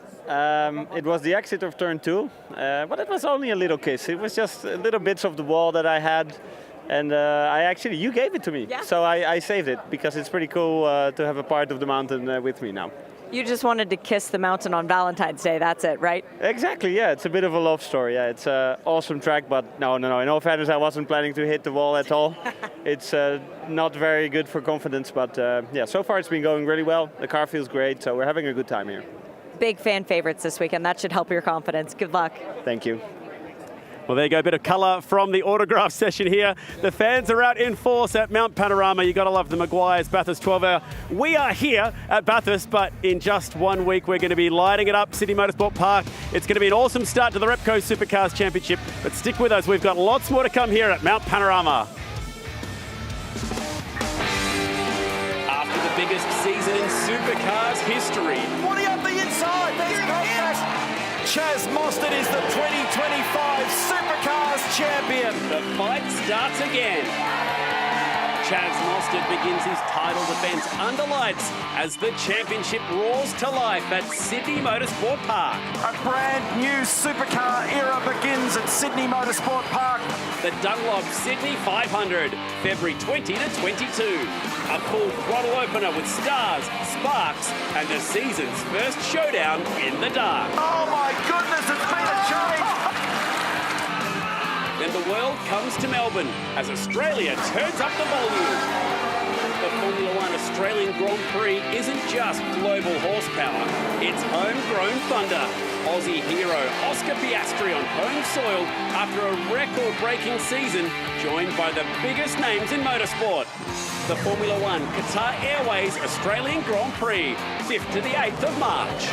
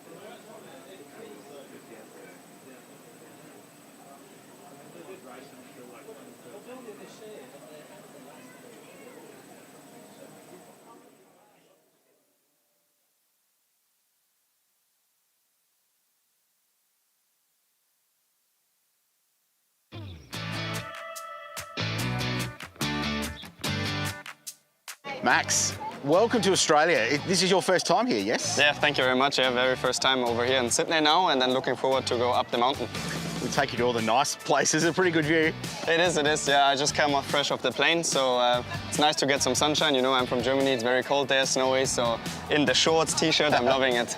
And you're with a new team as well, with KRC. Yeah, it's very first time for them. Very first time, I believe even a customer team is with the BMW taking part over here, so that's really, really cool. It's an Asian team based in China, so very excited for them to get going. And some familiar faces in the team, to be honest. I have my IMSA race engineer with me, so I think we will be good. Third time the charm for BMW Team WRT.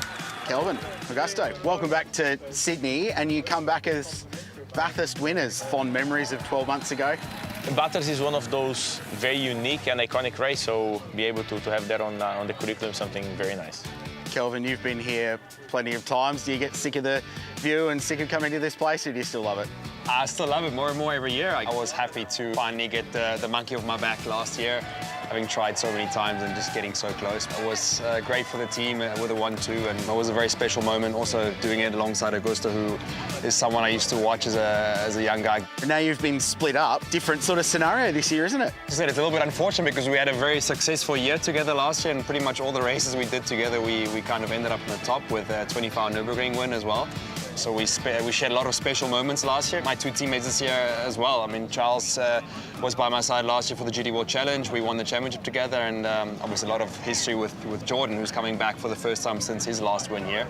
And for you, an opportunity to drive with Valentino again, and the guys in your car, that's a cool opportunity as well, and another really strong combination. Vale and Lello, they finished second last year. I did a mini race with Vale. Last year, Lello was in my car for most of my GT racing in Europe, so he's a guy, both of them I know very well. So I think we have two very strong lineups. Of course, the 46 wants to win, the 32 wants to win, but we are ultimately here to fight for BMW. So first you have to make sure that we beat all the competition. Yes. And then after that, we can see who beats each other. Charles, nice to be back. Yes, very nice. I mean, it's probably one of the best races we have during the year. First of all, Bathurst, incredible track. Yeah, every time you go there, you get chill that you cannot really find anywhere else. We go away from the winter in Europe and we go here in this beautiful country, Australia. Very happy to share the car with Jordan and Kelvin, and hopefully we can do the same result as they achieved last year for Kelvin and a few years ago for Jordan. Welcome back, defending winner in 2020. 6 years, can you believe it's been that long since you've seen this view and been up to Mount Panorama? You realise how iconic this place is, how special it is, that drive. When you spot the mountain, you're a couple minutes out, you see it, and I always heard the stories how awesome it is, and I grew up watching endurance racing, waking up early hours in the morning, like European time, watching the race, and always wanted to come. It was pretty quick for me to get my first win, obviously, second time out. We had that iconic win with Bentley, and then since then, a lot has changed in my career. Been all over, been to the US, did a stint with Lamborghini, but I think I've found a great new home with BMW Motorsport. But I think coming back as a defending champion, albeit 6 years later, is going to be quite special. Finally, what's your favourite thing about coming back to this part of the world, to this great city and this country? For me, what I love about the race and stuff is how the motorsport culture in Australia is so big and they get behind it. I was fortunate enough in 2020, the year obviously I won, we took the time to go up and spend some time walking through the people and stuff, and just to see how everyone backs the motorsport, like how everyone's hyped up even on a free practice day, like how cool it is. I think it's just that whole atmosphere. It's a little bit laid back. It reminds me of home a lot, and always special to be here. I think that gives you a little bit of extra energy, and what I love is there's a lot of South Africans who come out and support as well. So kind of get that home support away from home, and it's, yeah, just makes it super special. And from BMW to Ferrari, it's time for Ferrari Challenge down here on the grid. We've got a beautiful field of these glorious 296s and some 488s out there. Now, Shay, this is a series that you've spent plenty of time with in America, but very new here to Australia. It's only our second season. It's honestly one of the best series in the world for customer support. Ferrari caters to their clients. The people who are here this weekend are made to feel as if they are the most important driver in the world, and that's why they get so many drivers across the world. Now, Enzo Cheng won yesterday. He's on the pole. Why don't you go over and grab a quick word with our pole sitter, because he's inherited the pole after a three-place grid penalty to Antoine Gattani, and they put on an amazing race yesterday, Shay, which was highly entertaining in front. The front three battle was great. Yeah. Hey, Enzo, do you mind if I interview you really quick? Absolutely, go ahead. Yesterday's race was phenomenal, but it must have kept your blood pressure and your heart rate up pretty high. How do you stay calm and cool knowing you're racing a Ferrari at Bathurst? I mean, just to race a Ferrari at Bathurst is such a special experience, and I think just to enjoy the moment. I had lots of fun yesterday, even though it's probably the toughest race so far. But yeah, I just really enjoyed it. What are you looking forward to from today's race? Hopefully more of the same. Just get out and stay in front through the first corner, and hopefully a bit of chaos behind me keeps them busy. Good luck today. Thank you. And now over to Chad, who's talking to the guy who's starting alongside of him, who happened to put on one of the best moves of the race yesterday. Came flying through the field off the back yesterday. Rick, come from New Zealand to be here today. Off the front's a bit of a better view, huh? Oh, it's much better up here, but there's more pressure.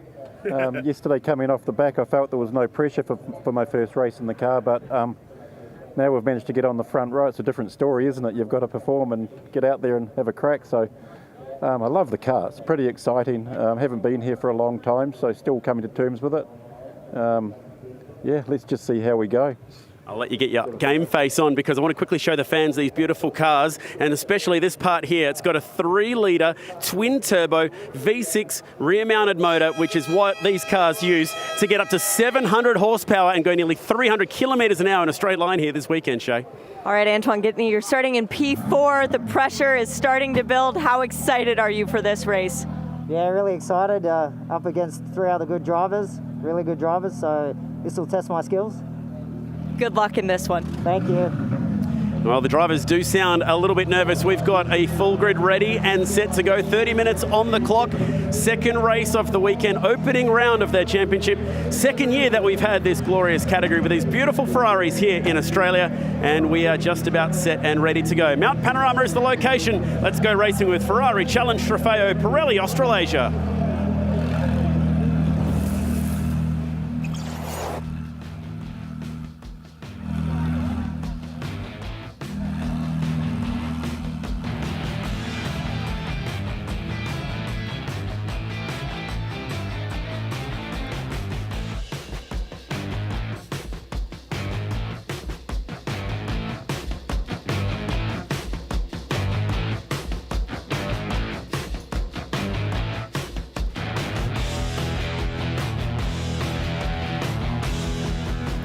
longest running one-make series in the world returns to Mount Panorama as Ferrari Challenge Australasia starts their 2026 campaign here at Mount Panorama. This 5-round championship will also visit Phillip Island, the Bend, Queensland Raceway, and also Sydney Motorsport Park. But for the second time, we visit this wonderful circuit. Mount Panorama, 3 hours west of Sydney. This 6.23 kilometre racetrack's got 23 turns, and in one of these Trofeo Pirelli 296 challenge cars, they'll do roughly 300 kilometres per hour at the turning point heading into the chase. We're set for 30 minutes here this afternoon. Myself, Brian van der Wacker, alongside Renato Liberto. Really looking forward to this, mate. We saw a great race yesterday, and if that's anything to go by, this one's also set to be a cracker. Absolutely, Brian. And we've already seen this morning in qualifying too, which is separate for this race today. The times have tumbled. Obviously, Antoine Gattani with a 2:05 flat, which is a fantastic lap here. He thought he had more pace in the car as well. And looking at data of the other drivers around him, everyone's got more potential there. They just didn't really get a chance to extract it at the end of the session. Gattani thought that he could have done a 2:04 in qualifying this morning, but the headline really being is that unfortunately his time theoretically was put back to position number 4 because, and you can go into a little bit more depth because I know you're part of the team there, but he was judged to have been too quick through a yellow flag through the final corner. That's right. The car 88 Adnan Sabai sort of rotated the car into Murray's and ended up in the gravel trap, as we see so many cars do. And as that happened, the yellows came out at the final turn. And obviously that lap for Antoine was a lap record, purple sector in all 3 sectors, and he did go through there deemed to have not slowed the car enough. And the standing regulation for that is the 3 group place penalty, putting him back into that 4th place position. So obviously a little bit more work for him to do, but probably the key thing from yesterday is, as they saw on the grid, Rick Armstrong. He was a real mover and shaker in that race yesterday, and he still hasn't had a chance yet to race with Antoine and Enzo, nor have they had a chance with him because he didn't get a chance to catch up to them in the race. So that's really the unknown for a lot of us here at the moment, is how that battle's going to play out. Enzo's strategy is all about getting to the front and letting the guys have a melee behind him and hopefully bridging a bit of a gap to them. So we'll see if that works out to him at the start of this race. But we do know as well, Rod Wilson, who didn't qualify as well as his performance was yesterday, had a lot of pace towards the mid to end of the race. So if he can latch onto them as well, he might have a sort of a 5 or 6 car sort of I guess all-in brawl at the start of this race. So with Enzo Cheng starting on pole position, he's going for 4 straight race wins here this afternoon. That result that he had yesterday was quite strong because he was able to, in many regards, back those other drivers in behind. So here's your lineup for race number 2 of the weekend for Trofeo Pirelli Ferrari Challenge Australasia. It's Enzo Cheng, Rick Armstrong on your first row, Jim Policina and Antoine Gattani on that second row. David Truone will lead Copper Shell from position number 5. Yeah, fantastic over there. Masahiro Taguchi alongside him. Richard Moore, the first of our Trofeo 488 on row 4. And then bringing out the rear, there's Stephen Coe, Frank Italiano and Adnan Sibai, who had that moment in race 1. We mentioned it there, a couple of different class structures here for Ferrari Challenge Australasia. We've got Trofeo Pirelli, we've got Copper Shell and Trofeo Pirelli 488, which is the older generation car. That's right, Brian. And the easiest way to tell those cars differently, as you see they're rolling past the camera now, is that visor strip. Our sort of faster vehicles, our Trofeo Pirelli cars in the 296 class are there, the red banner across the front. Our Copper Shell class is the yellow banner across the windscreen. And our blue banner is the Trofeo Pirelli 488 class. They have their own individual pole position points, they have their own individual podium, and they also have another bonus point for each of those classes for fastest lap in the race. And it's not a progressive grid format that we sometimes see as well. There is separate qualifying sessions for the races. So we had a qualifying session earlier on this morning, which we made mention of, that Gattani was theoretically fastest, but got put back for that infringement, going too fast through the yellow flag sector. These cars are beautiful machines, and they do take a little bit of that technology from Formula One, because what you'll see here is that front splitter is raised at the front part of the car, and that's to create an S-duct, believe it or not, so to help with the car's pitch under brakes and to really improve the stability of these cars. And as we've sort of discussed with these cars, we're looking on screen now, the aerodynamics of both the 488 and the 296 really are derived from their F1 experience of the Scuderia Ferrari. But the 296 is an 18% improvement in downforce and drag reduction, I guess, over the 488. So couple that with the 700 horsepower and a slipperier car, that's why we're seeing 300 k's an hour into the chase pretty much every lap for every car. And you reckon if we put someone like a pro driver, for instance, in these cars, what do you think? Maybe a 202 here at Bathurst? Yeah, we were sort of considering low twos would be an option. Good conditions, bit of a tailwind, maybe a 1 with a bit of hope. As I joked before to some of the drivers, and it's very easy for me to say that as a retired driver sitting in a commentary box. It's much harder when you're in the car trying to do it. But yeah, these cars are absolutely phenomenal machines. And the best part about a challenge car is it's so accessible. With the traction control and the ABS system, you can have amateur drivers doing exceptional things in these cars, but you can still extract the performance if you're a pro. And we'll touch on that as the race goes on as well. So we've got 30 minutes on the board. Race number 2.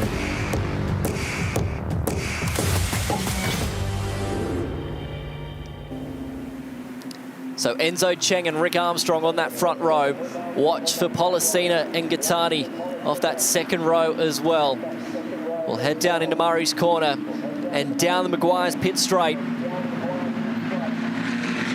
The world's longest running one-make series returns here to Mount Panorama, and it'll be Enzo Cheng that will lead them to the green light to start race number 2 of season 2026. It's a good start though from Armstrong on that outside, but he's going to have to go the long way around through turn number 1, and that's exactly what he does. The Kiwi will lead the field up Mountain Straight for the first time. And looking at data of all the drivers sort of yesterday evening as well, Rick is one of the guys who's got the best peak brake pressure, meaning that dive into turn 1 was always going to be in his favour. He could lunge a lot deeper than any other car. But already you can see Antoine and Jim Pollicina really making a move here. Big move down the inside from Pollicina. So Enzo Cheng, after starting on pole, now finds himself into position number 3. Now we saw yesterday that Pollicina was really hungry in that third spot. He wasn't afraid to show the nose at certain points, but these cars do generate a little bit of dirty air, so track position is key. Yeah, absolutely. And now we've seen, you know, Jim is a very experienced racer. He does, you know, he understands racecraft well. It'll be interesting to see how he puts pressure on Rick in this first instance, and whether or not Enzo and Antoine will sort of be saving their cars a little bit. We know they've got more outright pace at times, but whether they're trying to save the tyre and look after that front tyre for the end of this race. Obviously, it's a half-hour race, but a lot can happen in that time. There was a little bit of that gamesmanship going on this morning, wasn't there, in terms of tyre use and when people were ultimately opting to use them in their qualifying runs this morning. So Cheng coming under attack from Gattani as Pollicina will try and work on your race leader. Here's this battle for position number 3. Gattani, if he can get a good exit here out of Forest Elbow, he might be half a chance once they get down into the Scuderia Auto Art chase. He's going to have a big toe here. Yesterday we were seeing about 5 kilometres an hour on the toe. He's the closest we've seen these quicker guys come through. I'm just going to keep an eye on the speed trap as they run into the chase, because this is going to be very, very quick.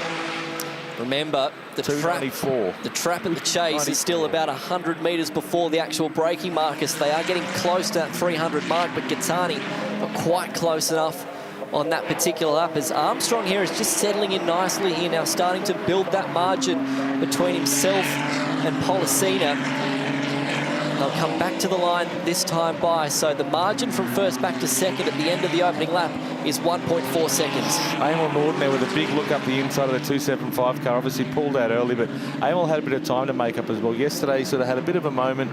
He's really sort of found his pace in qualifying this morning as well, but I think just working on that 275 car, Richard Moore, sort of timing his best run to try and get past him. Here's Sabai in the 88 machine, the driver that unfortunately brought out that red flag earlier on in qualifying this morning.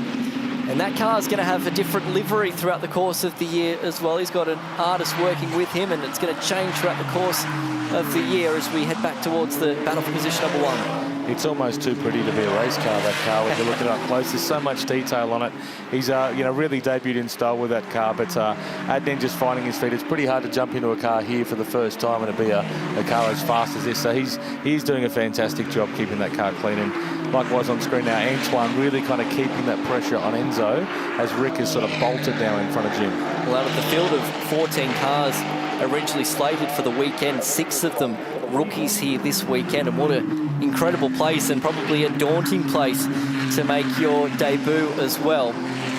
chatting to Ross Tomei, one of our Trofeo Pirelli 488 drivers, currently sitting second in class a little earlier on, and he raced here about 10, 11 years ago on an Evo, and he said that car you really had to muscle around this track. It had lock diffs and it slid all over the place, and he said now completely different driving style than a car like this, and he's really kind of got to build himself up slowly on a track like this where you don't get a lot of running time outside. You can't do a track day here or a test day very often.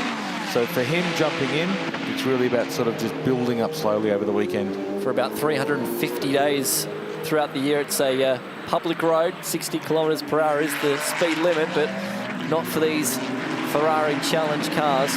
Not for Antoine. That time behind Enzo, 298 at the chase speed marker there in the toe of Enzo Cheng. He's probably getting a bit of a double toe as well with Pollicina in front of him, but still can't quite find a way past Cheng in front. Incidentally, out in front, 2:08.3 for your race leader. 2.3 seconds now is the margin as Wilson gets down the inside of Truern there at the final corner and moves himself up to position number 5. Truern, though, making it quite easy for him because Truern's still leading Copper Shell. And as I said earlier, Rod had some great race pace yesterday, but it only kind of turned on halfway through. So we're interested to see now he's got some clean air. If he can do anything about catching these guys or even just knocking some time out, there is that point we said for fastest lap as well. Ghigottani thought about it then in underneath Enzo Cheng. When the team spoke with him at the end of qualifying this morning, they said, it's a bit of a question mark over your time. How do you feel about that? He goes, I'm not going to worry about it. I'm just going to send it. That's exactly what he's going to do at the moment. He sits back there in position number 4. Plenty of time still remaining in this one. 23 minutes on the clock. Ghigottani yesterday had speed, but it's almost a case of deja vu, isn't it? Because he was caught behind Cheng for the entire 30 minutes. And you can already see now Enzo he's driving a little bit defensive. You can see him choking over through the great McPhillamy. He's not using all of the road, kind of opening the door to Antoine behind. So, you know, he's still managing to maintain that gap to Jim a little bit, but it's definitely spending a lot of time at this stage to say looking in that rearview mirror. The more that this trio battle, the more that your race leader is able to extend that margin out in front. Already 3.1 seconds, so if anything changes and Ghigottani gets past the 2 in front, he's going to have a lot of work to try and catch your race leader out in front. And it's busy back here there with the 105 car of Masahiro Taguchi.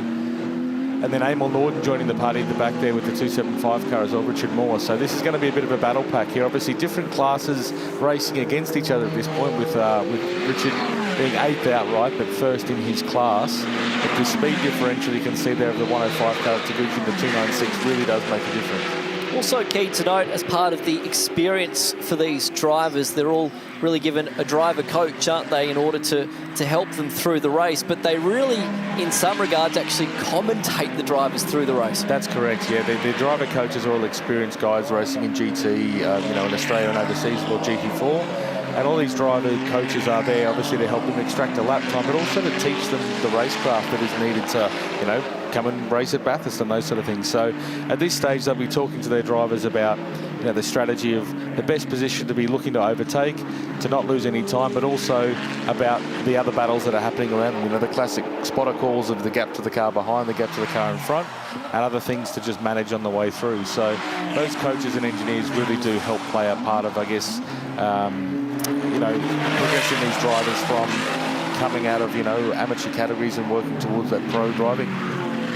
And with the continual evolution of sim racing as well, a lot of these drivers hopping on those formats in order to hone their skills and improve their craft. Yeah, it's a very easy way, particularly now with things like the 296 Challenge being included in some of the more common, you know, available simulators. It's a great way of them, I guess, you know, training their brain, working on mental fatigue in the car as well. It's in, you know, concentrating in a car in a sim is very similar at times. The physical aspect changes, but in terms of actually driving in the sim, it's a very good way of learning the track and training your brain for the sort of the frequency of corners. Richard's getting a bit impatient now, moving around a little bit behind there. Be interesting to see if he can kind of squeeze the car, but he is going to have that issue of that slipperier and faster 296 in front of Conrad every time. So he's a bit of a meat in the sandwich here at the moment. It's going to be a hard position for him to try and get any kind of net gain from. He's got to be somewhat careful here, doesn't he? Because as it stands currently, he's leading that Trofeo Pirelli 488 class. So yes, an outright position sounds wonderful, but you've got to look after your class lead as well. And at the moment, he's set for a clean sweep of qualified pole in class, fastest lap in class for each of the races, as well as there's the move there on Enzo with Jim, and also Antoine looking for a gap down the inside. They're all together here, heading down into Hell Corner, and it looks like it's going to be Gattani that will try and make the big lunge down the inside. Policina's gone from second all the way back to position number 4 here. Cheng is going to hold on, but it's going to be a run all the way up to Griffin's Bend. That was a fantastic move, obviously maximising that run out of the final turn. They all gave each other plenty of racing room coming through turn 1, which was nice to see, but obviously at that point the elbows come out and it's every man for themselves on the exit. Gattani had a bit of a margin over Cheng and also Gattani, so it leads me to think that maybe he had a moment somewhere which gave up the time, and all of a sudden Cheng finds himself now in that second spot, and the lead has now blown out to 4.6 seconds. And looking at the timing as well, in that last sector there, you've got nearly 9/10 that have been picked up. Here's a replay. So Policina under attack here from Cheng down into the final corner. And real heads up driving there from Policina, gets just a little bit caught up on the exit ripple strip. And that's where Gattani was able to put the car right hard on driver's left going down the Meguiar's pit straight. Cheng was like the meat and the sandwich then through Hell Corner, but was able to hold on in that drag race up the hill. And it looked like when Jim went wide on the curb, it looked like he had a big lift there as well to sort of avoid spinning the car or sort of overly hurting the rear tyre. So just that loss of momentum. It is quite uphill there. That first bit of the front straight is quite a big uphill. So if you do lift there, you do lose quite a bit of momentum in time. Still further back through the field, Taguchi-san, Norton, and also Moore continuing to battle it out for positions 7, 8, and 9 overall, down into Forest Elbow. And this is for the second step of that copper shell podium. We've got these two guys fighting out at the moment, so I will ask them to change their livery slightly for the next race. They're both very yellow for my eyes, but it's great to see those two guys having a battle, because they are guys that have been involved in Club Challenge for quite some time. So this isn't done with yet. Now, if you cast your mind back and you're watching the live streams yesterday, this is exactly the situation we were in, but this is for the race lead. Today, it's for position number 2, because Armstrong is 4.6 seconds in front. So it's Cheng, Gattani, and Policina for positions 2, 3, and 4. And looking today as well with Rod. Rod's now in clean air, but he's just not got the same race pace today in that car that he did yesterday. So I think it will be those three having the battle here. Be interesting to see now with Amon Norton there in the rear in that car 100. Wriggling around, really working that ABS hard. These cars have got a carbon ceramic brake package, both the 488 and the 296, but the 296 has a, what they call a carbon ceramic or a CCMR. It's a much different compound. It provides a very different feel to the driver, but also a fly-by-wire brake pedal. So that ABS system in the car really helps an amateur driver, pull these cars up from such big speeds with reliability and performance. With a little bit of cloud cover over the racetrack at the moment, the pace today is significantly quicker than what we saw yesterday. The fastest time yesterday was a 209.1. In fact, rather, my apologies, 208.5. Today we're down to a 208.1, so roughly 0.4 of a second quicker the pace out in front. Much to the liking of Armstrong with the clear air that he's got out in front. Now, Gattani, if he wants to do anything about your lead around in front, he's going to have to get this move done now. Otherwise, his chances of a race win here this afternoon will be going by the wayside. Exactly, and what you mentioned before about the track as well, not just the ambient and sunlight on the circuit, but since we've been on track this morning for qualifying, there's been a lot of very fast cars putting rubber down across the day. That Pirelli rubber obviously helps grip the track up, and it's really a guess for us when we're coming in the race exactly what we're going to do setup-wise with the car, because we haven't had any running during the day to see how it's evolved. So the track may have gone away. People like Rod's car, where he just doesn't have the pace, it may have made a bit of a calculated sort of change to the car's setup that hasn't gone his way. But I can also see these guys now moving around a lot more under brakes. They're really starting to work those Pirelli tyres hard. Of course, ABS in these cars as well, which is adjustable throughout the course of the race. Also adjustable traction control, where they've got sort of 2 settings. So that sort of varies on how much you use and also when the traction control comes in through the corner. And that was well timed, Brian, because in the background there I saw Jim Policena have a nice little sideways sort of little faint drift as he came onto the mountain straight there. But the traction control is a really good tool for us to help extract performance out of the driver, but it is also way more repeatable than a driver is. The biggest variable in a car's setup is the driver, usually doing the same thing every corner of every lap. So we use that system to really help dial the car in to the conditions and also into the driver. G. Norton then struggling under brakes underneath the rear wing of Taguchi, heading into Hell Corner, then that time by, still battling it out for 7th and 8th overall on the racetrack, and for Taguchi holding on to that second place in Copper Shell as we take you back now to the battle for position number 2. Going across the top, McPhillamy Park in one of these 296 challenge cars. It's 220 kilometres per hour at that exact point. Heading back down the mountain again. And for a lot of these drivers, these cars around this racetrack, it's been a dream for them, hasn't it, for a long time, to compete here at Mount Panorama. And really that progression that one day from these drivers competing here in Ferrari Challenge, we hope to potentially see them one day driving a GT3.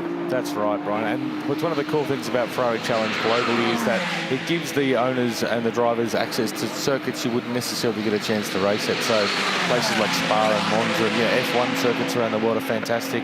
We've spent time at Albert Park over the years as well as the category.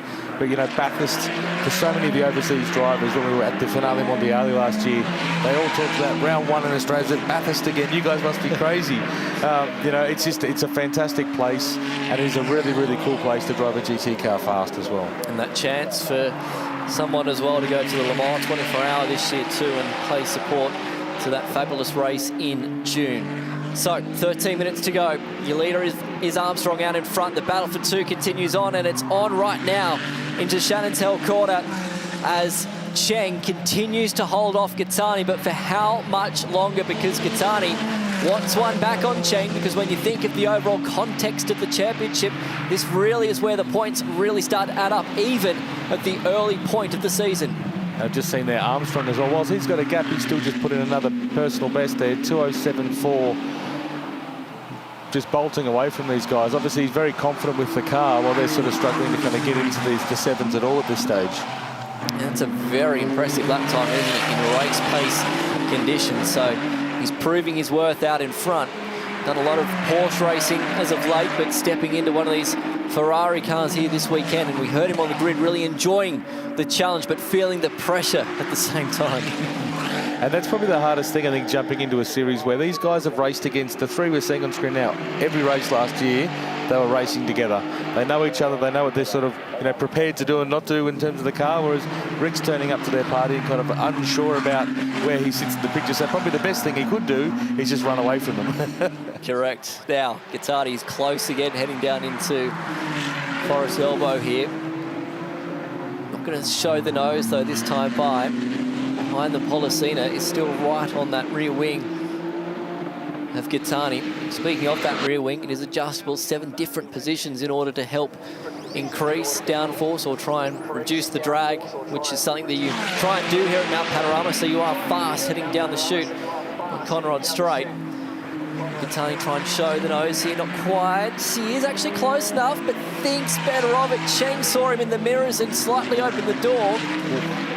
Big movement by Antoine as well. I think he's really working those tyres now, looking for every opportunity he can. You reckon he was into the ABS as well as it squirmed out of the chase? This is a great battle. Enjoying this one. 11 minutes to go. It's Armstrong, Cheng, Gattani, Policena, the top 4. Wilson back there in 5. Trewern leading Copper Shell, and Moore still on top in Trofeo Pirelli 488. Margin, incidentally, from first back to second, 6.5 seconds now. This other battle here with Emil Norden behind there in the car 100, trying to find his way past Masahiro Taguchi. Still a few minutes left at this stage, obviously closing in on David Trewern as well. So there is the potential here for if Emil gets on with it, to get up to David Trewern and battle him for first place.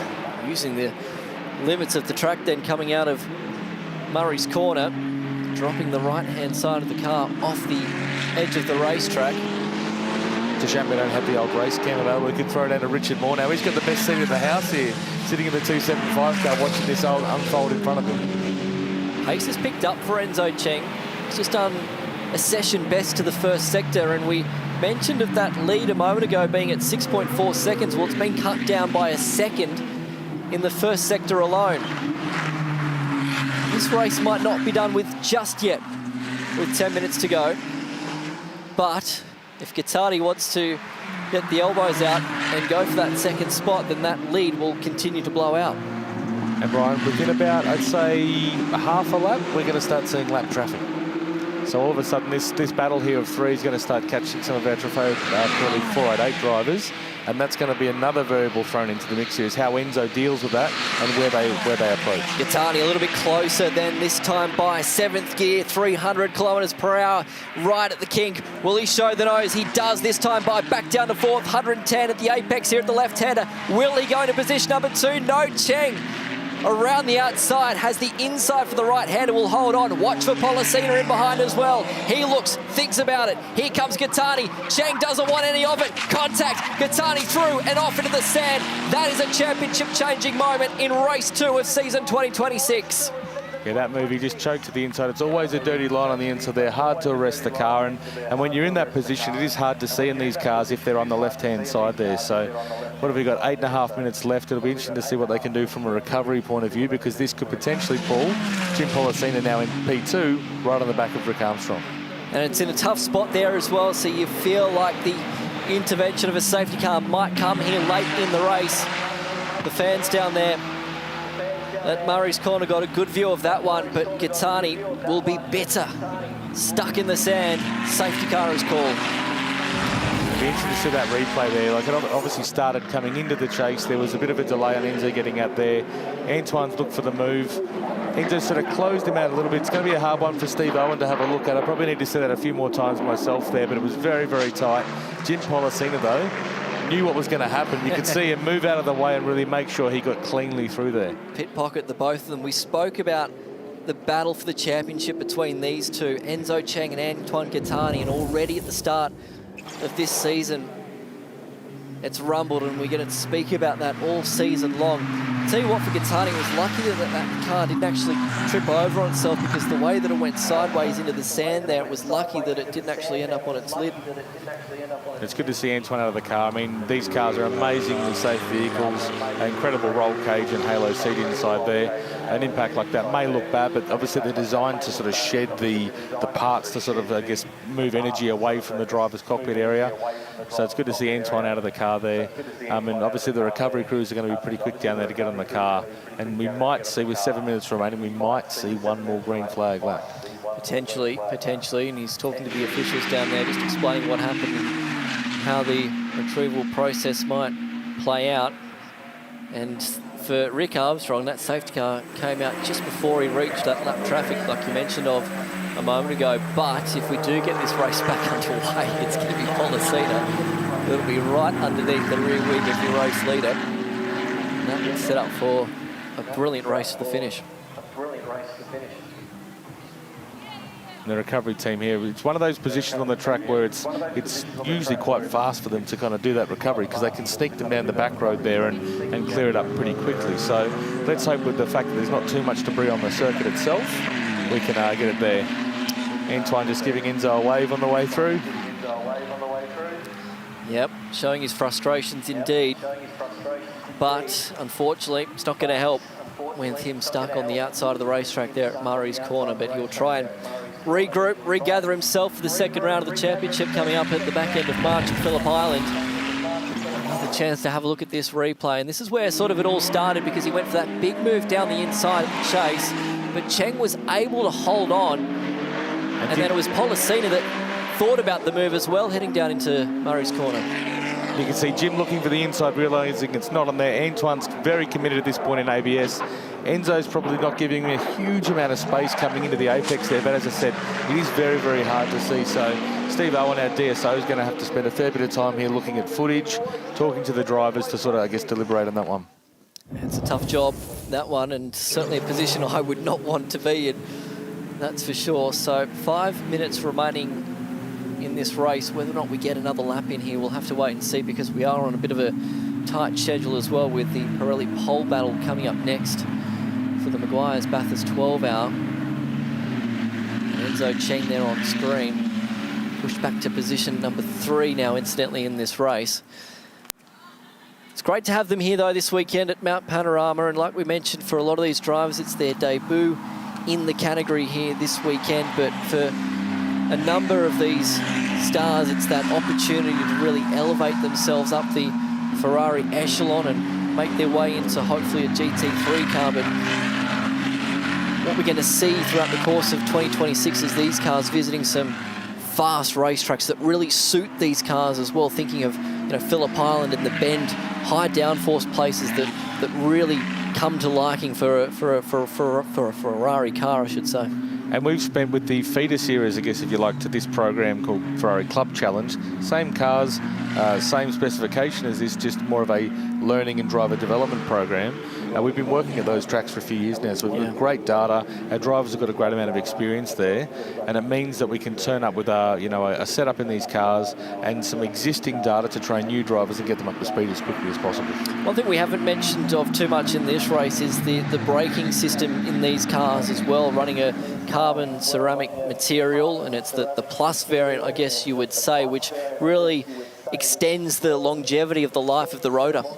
Yeah, it's a big change from the 488. We're seeing cars last year do a full season on a set of rotors, which is fantastic. In the 488, it can sort of be, you know, a half season or thereabouts. But probably the key thing is with the fly-by-wire brake pedal is the difference in feel and performance you can get for various drivers, and the changing of that ABS mode helps extract that extra performance that you can get out of that new braking package. 408 millimeters in diameter at the front and 390 millimeters at the rear, so they are very big, and that stopping power is very, very high, particularly at the end of Conrod Straight here. We're seeing over 900 degrees in those rotors in a heavy stop, so you know, it's fantastic the way in which they can pull the car up. It really is, you know, having driven GT cars on steel brakes, jumping into a carbon ceramic car with downforce like this, that initial bite you get out of these rotors is fantastic, but it's when you're getting deep into the corner, like deep into the chase here, you really feel that sort of retardation of the car increase significantly because of that compound and that material being used in those rotors. Chad did a great job on the grid of explaining the twin turbo V6 producing around about 700 horsepower, but they're a little bit different than the road car variant because we don't run the hybrid system here. That's right, yeah, these cars are not hybridized like the road car is, where they push that power up, you know, 800 horsepower. 700 is still an amazing number to have in these, and the fact that they have that dual clutch transmission means you don't have that kind of classic small delay on a gear shift like you would have in the GT cars. They're still amazing to drive, very, very fast, but they are, you know, the torque application of this powertrain in these cars means that on a run down a long straight, you just don't have that small little step of deceleration on this gear change. So just hearing, this is the last lap, so Rick Armstrong will bring the field to the start-finish line and will collect the race win here for race number 2 of Ferrari Challenge Australasia. And interesting to note, Enzo Cheng is under investigation and in fact has a 15-second time penalty. So right on cue, that penalty has come through, and that's going to put him right towards the rear of the field. So Rick Armstrong will get the race win here for race number 2 of Ferrari Challenge Australasia to complete round 1 here at Mount Panorama. Policina home in second. It elevates Wilson to position number 3. Trewern and Taguchi-san completing the top 5. And Trewern there taking the win for Copper Shell as well. So that little extra battle will never quite played out for us, unfortunately. Again, Richard Moore, another great drive by him to get P1 for the Trofeo Pirelli 488 class. So there you have it. A dramatic way to end race number 2 of the weekend. These results are provisional, so Rick Armstrong gets the job done from Policina. Cheng, though, with a 15-second time penalty, will go from first all the way back down to position number 12. So Wilson goes to third, and we turn over the page. Antoine Gattani, a case of what could have been for him, but stuck in the sand down there at the final turn. A dramatic weekend in the end for the opening round of Ferrari Challenge Australasia. Their next round will be coming up the end of March, and that will be at Phillip Island. Red, it's been a lot of fun this weekend. It has, Brian. It's been awesome. Can't wait for round 2 coming up soon. So we'll have a look at some of the highlights here for race number 2 of Trofeo Pirelli Ferrari Challenge Australasia here at Mount Panorama. And it was Rick Armstrong that was able to get that initial jump in the run to turn number 1. He had to do it the tough way, though, around the outside. but he made it stick and got the run up Mountain Straight for the first time. Of course, the Kiwi showing us how it's done here at Mount Panorama. And it was a great battle that was unfolding behind him here at the start as well. So obviously Enzo and Antoine from day one, lap one, but Jim Pollicina there just having a big sneak up the inside, making the most of that, which he proved to do at the end there, getting himself second position. Rob Wilson, a big move on David Trewern there coming into Murray Corner. Rob was sort of struggling for pace a little bit, but obviously has ended up on the podium, which is a fantastic result for him. Cheng, Pollicina and Gattani did have a brilliant battle, and they would go 3 wide into turn number 1. Gattani thought for a moment that he had that second spot, but for Cheng, he was able to get that spot and drag race him up the hill going into Griffin's Bend. Pollicina just had to sit back there at the end in position number 4, and then it all started to take off for this second spot as Gattani went down the inside, but couldn't get the move done, and then all hell broke loose down here at the final turn as Gattani and Cheng made contact. Gattani through the inside of the racetrack and ultimately would end up in the sand on the outside of Murray's Corner.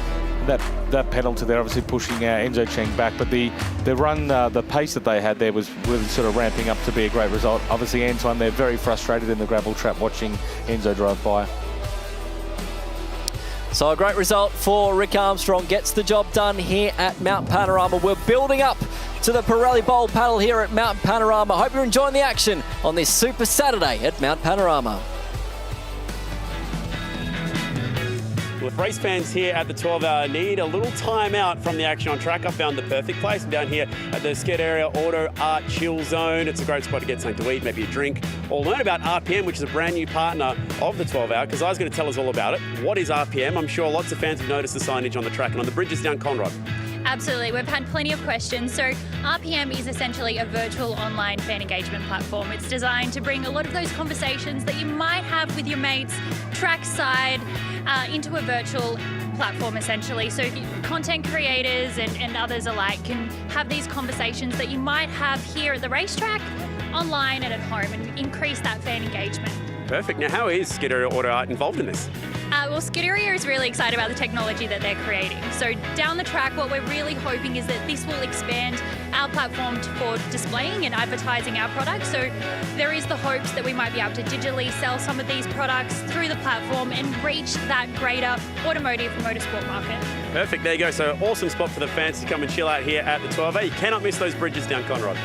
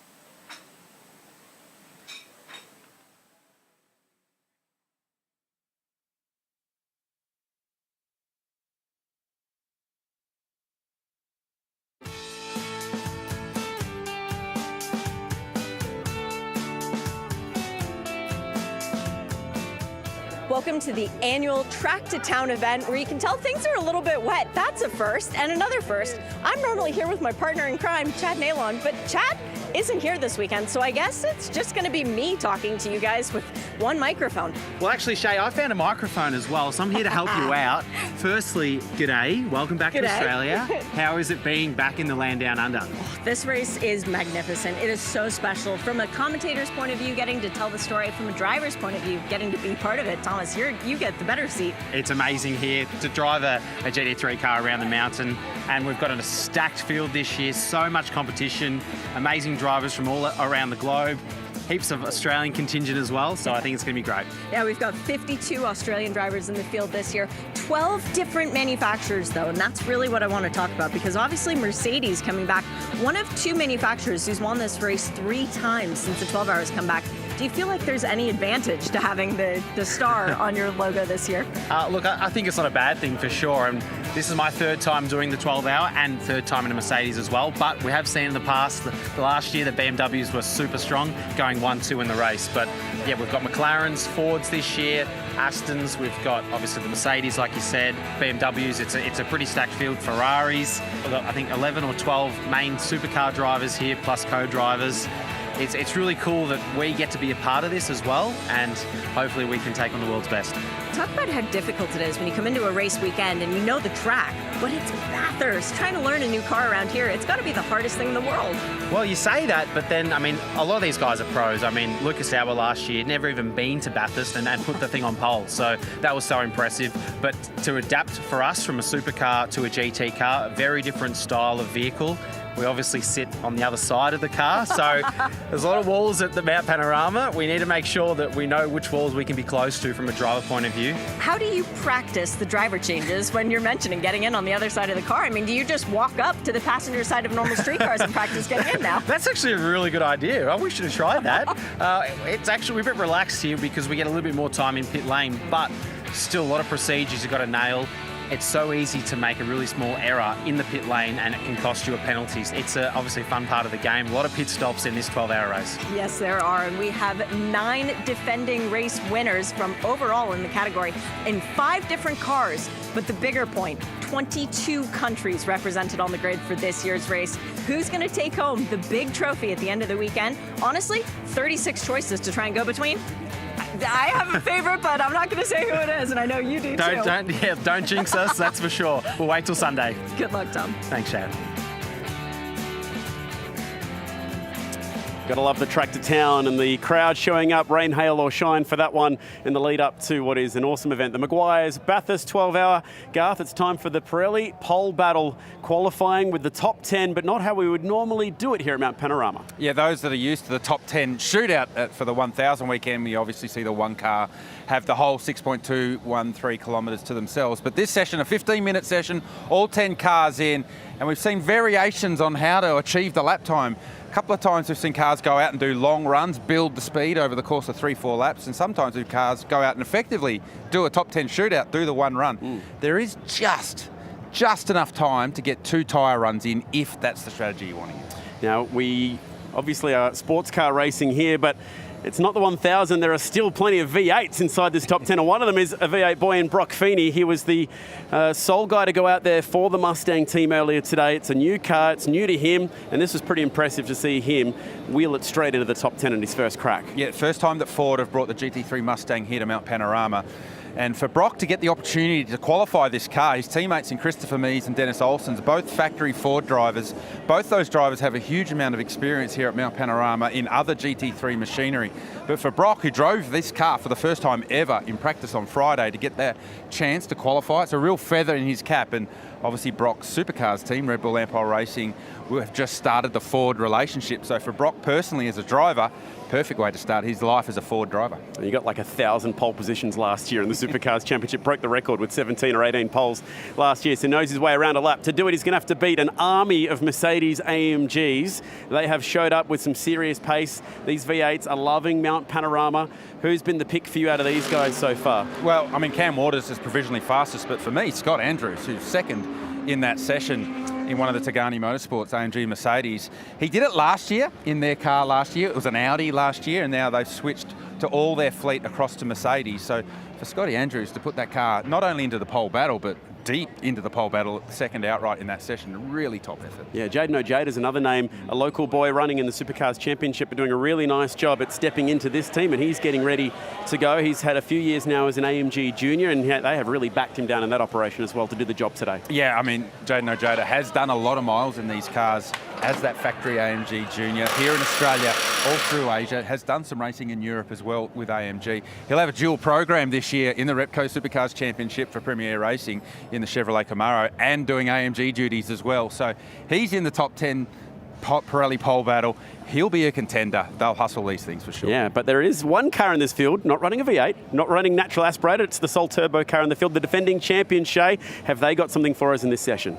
Well, that's what we're going to find out if Raffaele Marcello can pull magic out of the hat. And for Augusto Farfus, it's got to be such good emotions coming back to this place, having won at Bathurst now. Do you think your car, though, can win the pole award to just top it off? Well, of course, that's a wish to put a car on pole. This is a 12 hours race, but track position is crucial, so we're going to give it all. We have seen, actually, on the last qualifying, how tight is the field. You know, within like 310, there was maybe 4 or 5 spots. So I do think we have the chance to be there. I'm seeing a lot of very fast cars putting good laps the last minute. So our target, of course, will be to be in maybe, first 2 rows. Let's see, Lelo's on top of the game, and now it's time to cheer for him. You've done this race twice now. Do you feel like you've learned more in the last year than you did in your first year that's helped you maybe come in with a different sense for the race? Well, last year we won the race. This race, it is still one of this old style race where you have to be clever how you use your field, how you race, and track position is crucial. So different than other endurance race where you can always have a shot on the last safety car and so on. Here, if by the end of the race you're not up there, it's very difficult to make a position. So learning this track, learning the race, every lap here helps. Of course, coming back 2 years in a row makes life's a bit easier, but we are all professional here, so you have seen also Max Hesse coming for the first time ever and putting the car, I think, P11. So all these guys are professionals, so at the end we are looking up for those towns of second, and we are all very close. Well, we need to keep an eye on Augusto because he's won Daytona twice, he's won Nürburgring twice, only the one at Bathurst. Let's see if we can do it again. Well, I think we should try to keep the statistic high, so why not? I would take this. Yeah, Chad. Yeah, they're going to be in with a shot tomorrow, but quickly let's focus on today. And for the first time, we're down here in the Pirelli pit bunker talking about the Pirelli Pole Battle. It is just one 15-minute session, which equates to about 6 laps around here at Mount Panorama. As Garth talked about, there is just enough time to come in and do 2 runs if you want to. What are the sort of lap times that we're talking about here? Here are the last few pole laps over the last few years, and you can go straight to the top and see Maro Engel, sadly not in this session. That is an all-time lap of a 2-minute flat 0.8. We've seen lap times somewhere around this bracket here in the mid 201 so far today for Cam Waters. Can we get into that amazing range? Could we see the quickest lap ever for pole? Now, how do you go out there and break this down, this 6-lap segment? We've seen in the past, if we switch over to the last 4 years and how we've achieved these pole positions. Chaz Mostert did it in 2022. The yellow laps here are what we call 80% push laps. Not as fast as he can go. He then cooled it off about halfway through the session, then went bang, straight into a 202.49. Maro Engel, that lap which he achieved, came off the back of multiple push laps to get down to that flying 2-minute lap. But then there's been a change in the last few years, much more like what you'd see in a supercar shootout where the guys have gone out, done 1 lap, bang, 201.9. Recently, Lucas Auer last year, very similar to what he did earlier today, went straight out, slow out lap, bang, 201.276. And we've seen the Mercedes spend a little bit of time in the pits, and Shay's been noticing they've been getting that heat soak into the car, then going out and doing that single lap time. We're not too far away from getting into this, but there is a special moment here that we just want to take stock and recognise a great friend of the series here in Supercars, and also for the Bathurst 12 Hour as well, in the wonderful John Casey, who sadly we recently lost. He was a member of the Supercars leadership team. He also led the Bathurst 12 Hour and was a founding father of the modern 12-hour race as we know it today. Energetic, passionate, personable, and sadly we lost JC recently in January. He's going to be oh so missed, and I'm sure that he will be looking down on the Bathurst 12 Hour here today.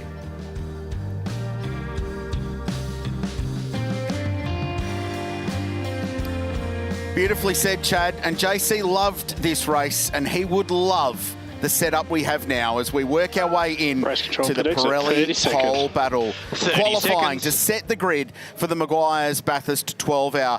This is a race that has only been won from outside the top 10 on one occasion. It's only been won from lower than 7th on one occasion. You want to be at the front of the field when this race starts at 5:45 a.m. local time tomorrow morning. But there's a bigger carrot dangling on the end of the stick here as well. 5, 4, 3, 2, 1. Open pit exit, please.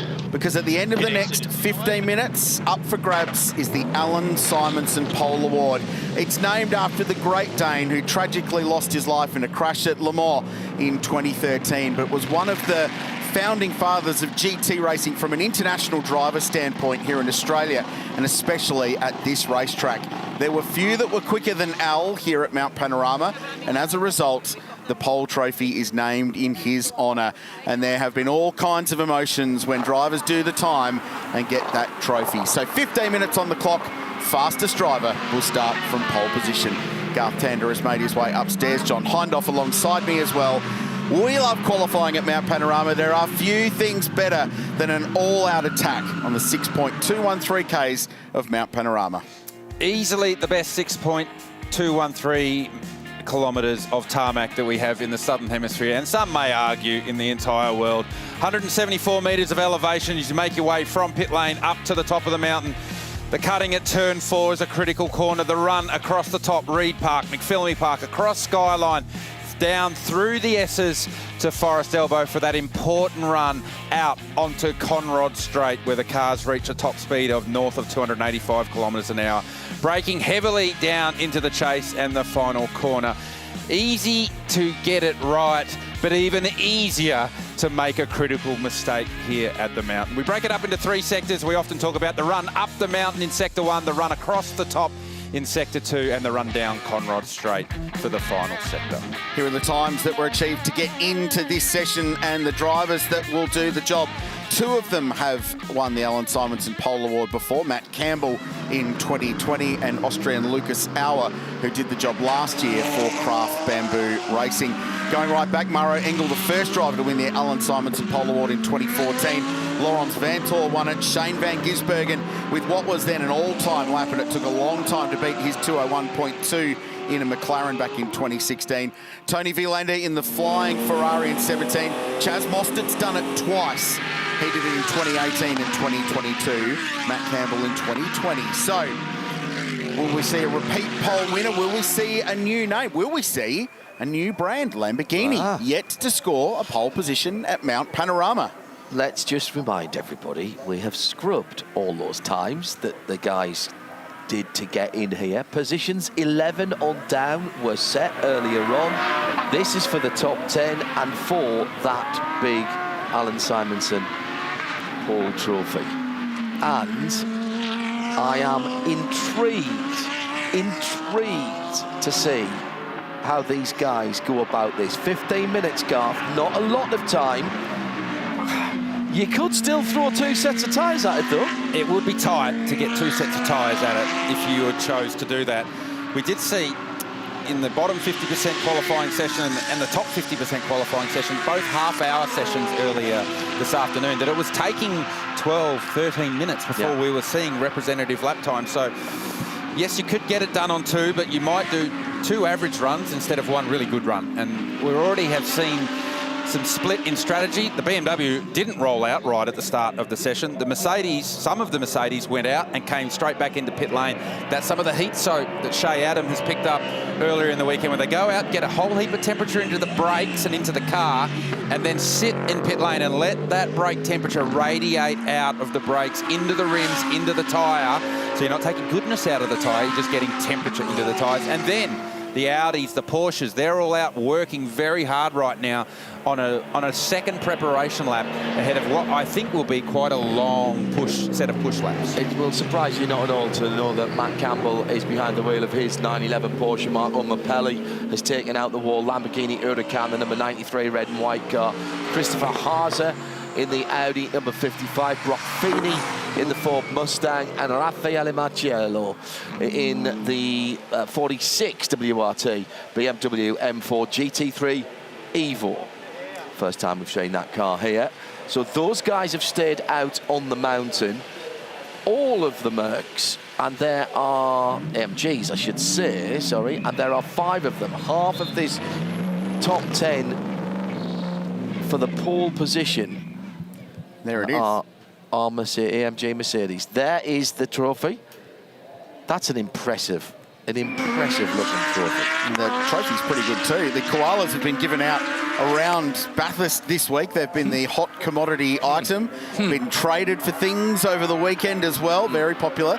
You got one of those, Garth? No, I haven't got one yet. No, I know someone, so I could get one. No. I've got a couple stashed away. I'll look after you two gents when we get to the end of the weekend. So here we go. Christopher Haase, the first to have a go at this. Should say Raffaele Marciello has got a pole position here. He qualified second in the shootout in 2019, but was elevated to pole position. The Aston Martin, Jake Dennis at the time, that got pole originally was eliminated from qualifying, was excluded from that session. So Lello has an Alan Simonson pole award. He then qualified third the following year in 2020. Hasn't qualified a car here since. He's either not made the top 10 or not been driving in the car at the time. Fascinated, deeply fascinated to see what this guy can do for the wall racing Lamborghini team, because he was blisteringly quick, Marco Mappelli. 36-year-old Italian, raced here in Australia in open wheel racing as a junior before plying his trade as a factory GT driver. He first raced with Audi and has now been a Lambo driver for a long time. The engineer that he's come down with from Lamborghini is a guy he's worked with for a long time, and the team told me they have transformed that car this weekend, and he has been getting the absolute most out of it. But perhaps more importantly, his 3 teammates have all been doing personal bests as well. So 8.5 minutes to go in this Pirelli Pole Battle, and you've got to be kind to your Pirelli tyres here. You can't go too quick too soon. Well, you say that, John Hindhaugh, but Brock Feeney's just rolled off a 50.2 in the first sector, so he hasn't mucked around getting the Pirellis up to temperature. So the Mustang was incredibly fast in that first sector up Mountain Straight. Not as strong across the top of the mountain, but they're playing to their strengths and making sure this thing is super fast once they point it in a straight line here off Forest Elbow. So big commitment required for Brock to get everything he can out of the car across the top of the mountain and then let the car do its thing in a straight line. He's coming down towards where the Ford Mustang Corral will be, and Ford Racing opened its doors yesterday to any Ford owners on the property to go and say hello and grab a hot drink. Just gone past that now through the Scuderia Auto Arts chase. Brock said, people were saying, oh, you guys were sandbagging yesterday. We said, genuinely, we were not fast on Friday, but we unlocked the car overnight, made some massive changes, and the first benchmark lap times are 202.41. Suspect the conditions are quite similar to where they were in qualifying 1 and 2 earlier today. So just under 21 degrees, still that patchy cloud cover over the circuit, occasional bouts of sunshine break out. So somewhere in the ones you'd expect for pole position. But yeah, he said, we were genuinely not that great yesterday, but we have transformed the car overnight. He said it is very, very good today. All 3 of the HRT Ford Racing Mustang GT3 drivers went to the shakedown gathering at the Oxford last night, and Brock Feeney was quite bullish about the potential for the weekend. I thought it was really very interesting indeed. Right, let's keep an eye on the times. Well, Shea Adam down in the Elf Oil pit lane can give us some of the atmosphere and the tension from the lane. Well, there is a massive tailwind going into turn 1. All of the flags are at full attention up and down the front straight, and you can feel it coming in and out of the pit garages. Depending on how far into the garage you stand, you actually get protected from the wind, but as soon as you step out onto the lane, it is aggressive. So that's got to be affecting the braking point for the cars going into that critical first turn. It's a really good point that you make, Shay, because I noticed earlier when we came on air that there was this wind direction was there, but it wasn't super strong, and it's a lot stronger now. So the wind intensity has certainly picked up, and it's the fast wind direction that you have here at Mount Panorama, because the wind blows across the track. And at the moment, it's a tailwind down into turn 1, like Shay mentioned, but where it's the fast, why it's the fast direction, it's a headwind into Skyline, so you get a whole heap more downforce when you exit McPhillamy Park and then send the car over Skyline.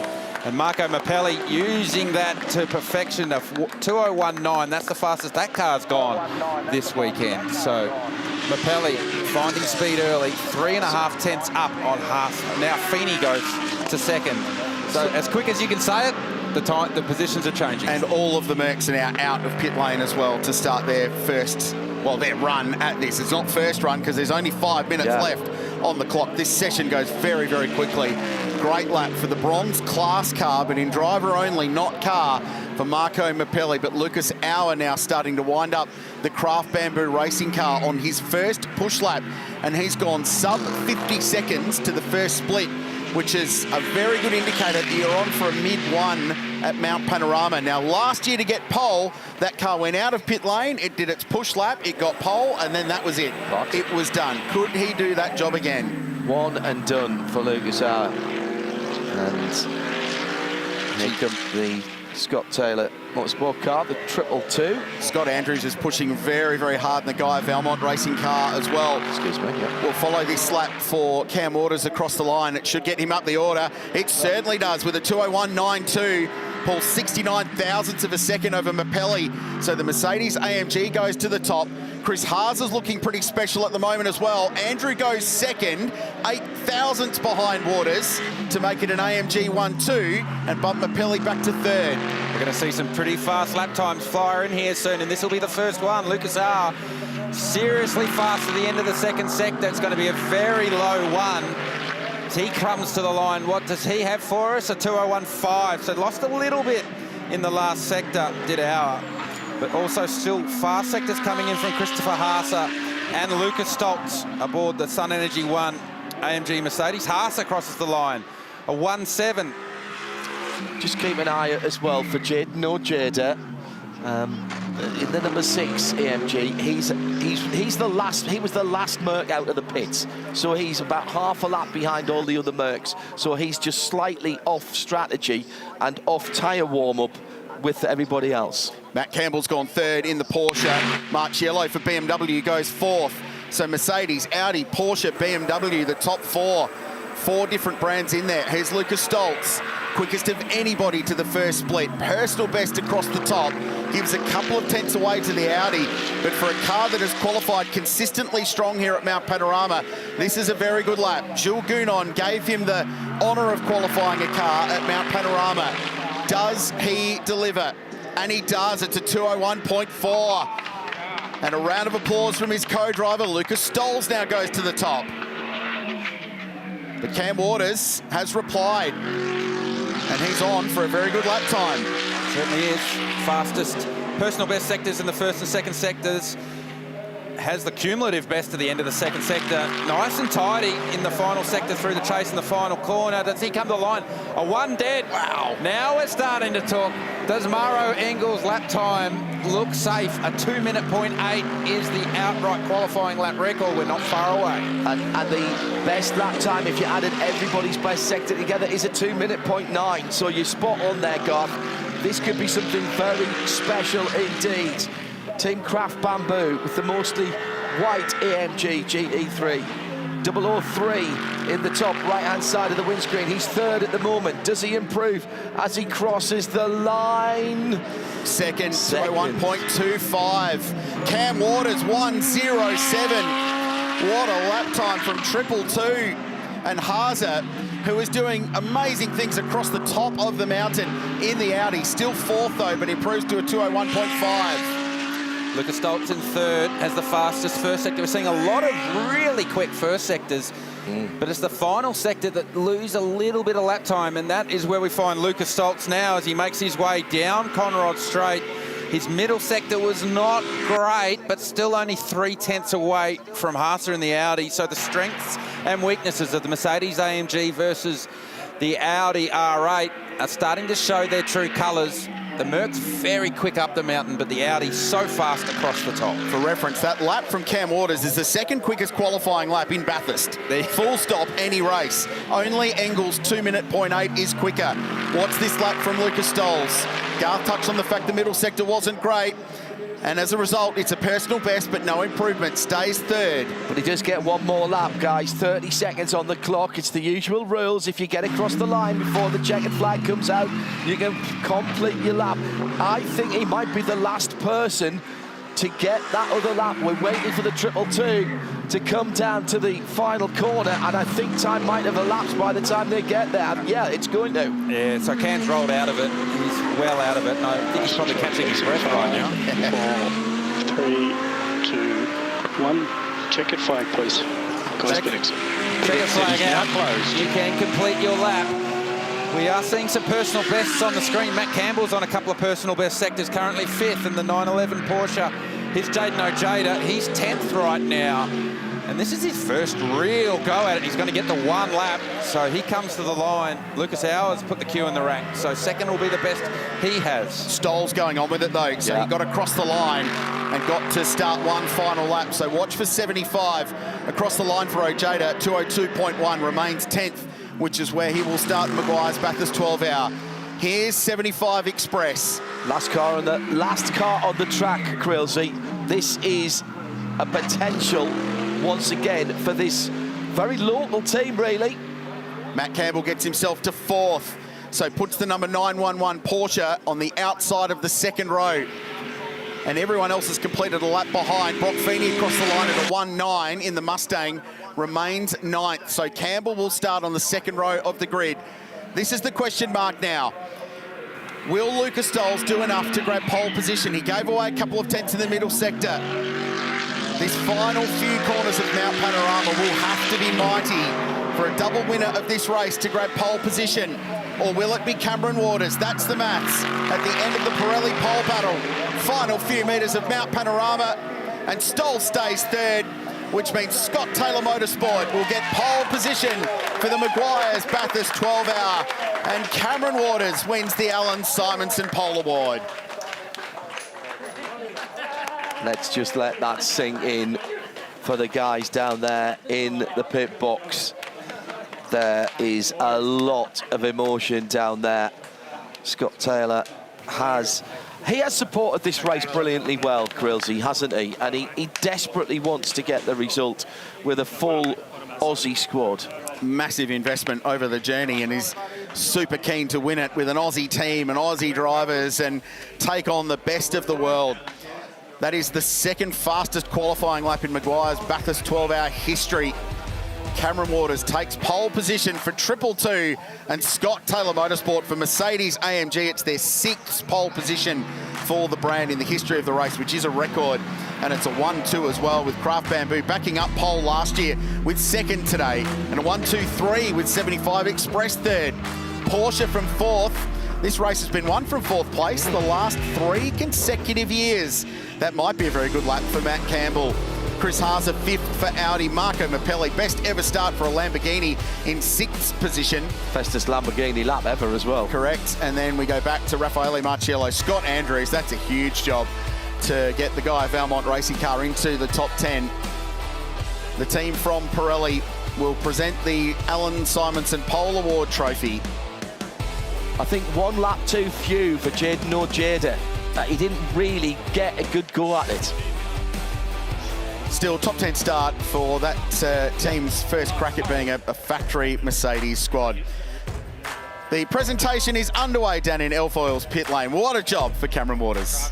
Amazing stuff. I've only got 2/3 of the operation down here because Chaz Mostert's gone down for some Supercars testing. I've got Cam Waters, I've got Thomas Randall, I've got Matteo from Pirelli, and I've got the Alan Simonson trophies also. Please hand that over to these guys because they have absolutely earned that. And this is a special moment and a very special trophy indeed to collect here at Mount Panorama. Cam Waters proving his versatility, NASCAR, sprint car, supercar, or here in a sports car. How good is it taking on the world's best on home soil and beating them? Oh, look, it's unbelievable to obviously get pole here and win the Alan Simonson trophy. It's Alan was an amazing bloke, met him a few times, so to do that, it's super special. I just can't thank my team enough. They've done an absolutely amazing job, and really through practice, they tuned it up. I think having Baz and Chaz and putting all that supercar experience together really tuned the car up, and it's been a dream to drive. So, yeah, can't thank Tommy, Chaz, the whole team. Obviously, awesome spot to start tomorrow, and hopefully we can keep it up. It's fast out there, isn't it, Thomas? I mean, we've just seen Cam do his best lap ever around the mountain. We're talking about nearly doing 2-minute flats. What's this speed like when you guys are behind the wheel this weekend? Well, I wouldn't know. I haven't gone that fast around here. I'm just glad we've been watching from the pits. But, yeah, I mean, Cam did a mega job. Like Cam said, just echo that with just big credit to the whole SCM crew, Ash Seward Motorsport. Look, long way to go tomorrow. I'll just give a shout out to a mate of mine, Jack Aiken. Just want to say thanks. I'm looking forward to tomorrow. It's going to be pretty crazy in the morning. No Chazzy here right now to help this moment and to enjoy this moment, but for tomorrow you guys have an even bigger job to do. Yeah, 100%. Obviously, it's nice to get pole and start up the front, but it's 12 hours around here, and mistakes happen and all those things. So I think we've got an amazing crew. We just got to try and get through the day, keep the car in one piece, and be there at the end. New present for the bub? I've actually already scored one, so now there's a second one. So that one might be for the dogs. Yeah, I love that. New dad, Cam Waters, new pole award as well to go with it, the Alan Simonson Trophy. He's got his buddy alongside him in Thomas Randall. Chaz is going to be celebrating this one with the team later, but that is a special lap here at Mount Panorama. Cam's quickest and the second ever quickest here. How about that one? Let's go to Shay. We'll talk about being special at the mountain. Lucas, our 2 qualifying attempts here at Bathurst, first and second. How happy are you with that performance? I hope it's not keep going down. I hope it's not getting worse and worse. But I was very happy. We prepared well for the race, which is the most important, and the car felt amazing qualifying. So huge thanks to the team. It's still a front row start. How important is that at night when we're starting the race and you can't see anything? No, I really think you never know what's happening in the start, so you always want to be in the front. That's why I'm very happy, and I think it's a great starting position. But tomorrow, I think the two we see tomorrow, will be interesting. So next year you go back to pole. That's how we're going to do it, instead of going backwards. Otherwise, after a couple of years, you won't see me anymore. I will be out. Well, great job today, Lucas. Good luck tomorrow. Thank you. Oh, the celebrations have absolutely started down here for the 222 Scott Taylor Motorsport. How go at the International Media Scrum that's down here. Scott Taylor himself a chance to raise the trophy, the Alan Simonson Trophy.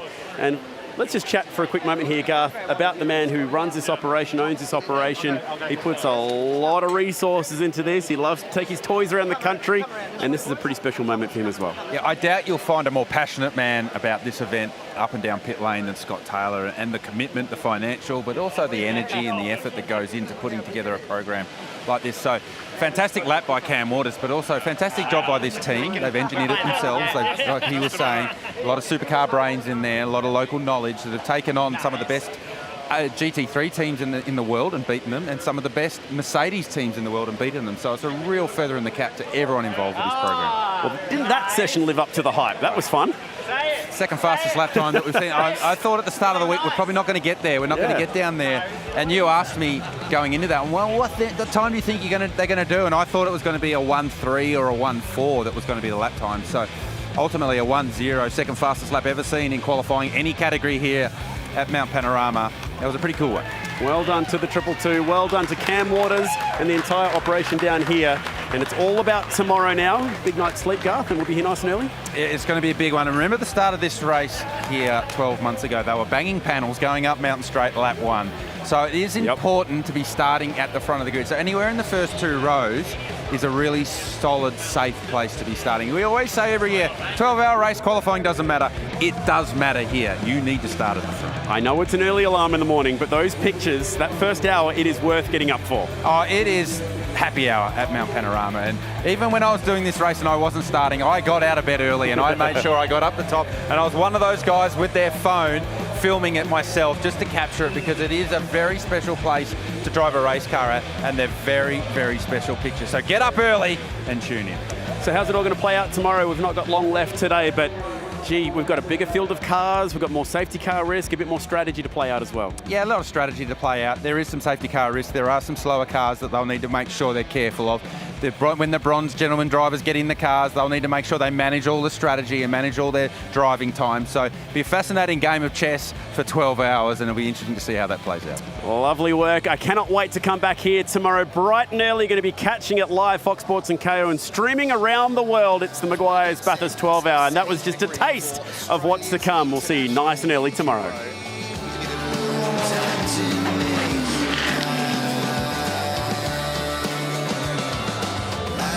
So, the second 30-minute part of qualifying.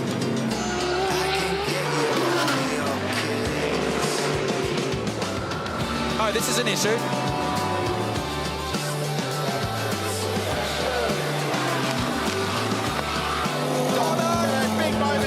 At 15 minutes on the clock, fastest driver will start from pole position. Tander Motorsport will get pole position for the Meguiar's Bathurst 12 hour.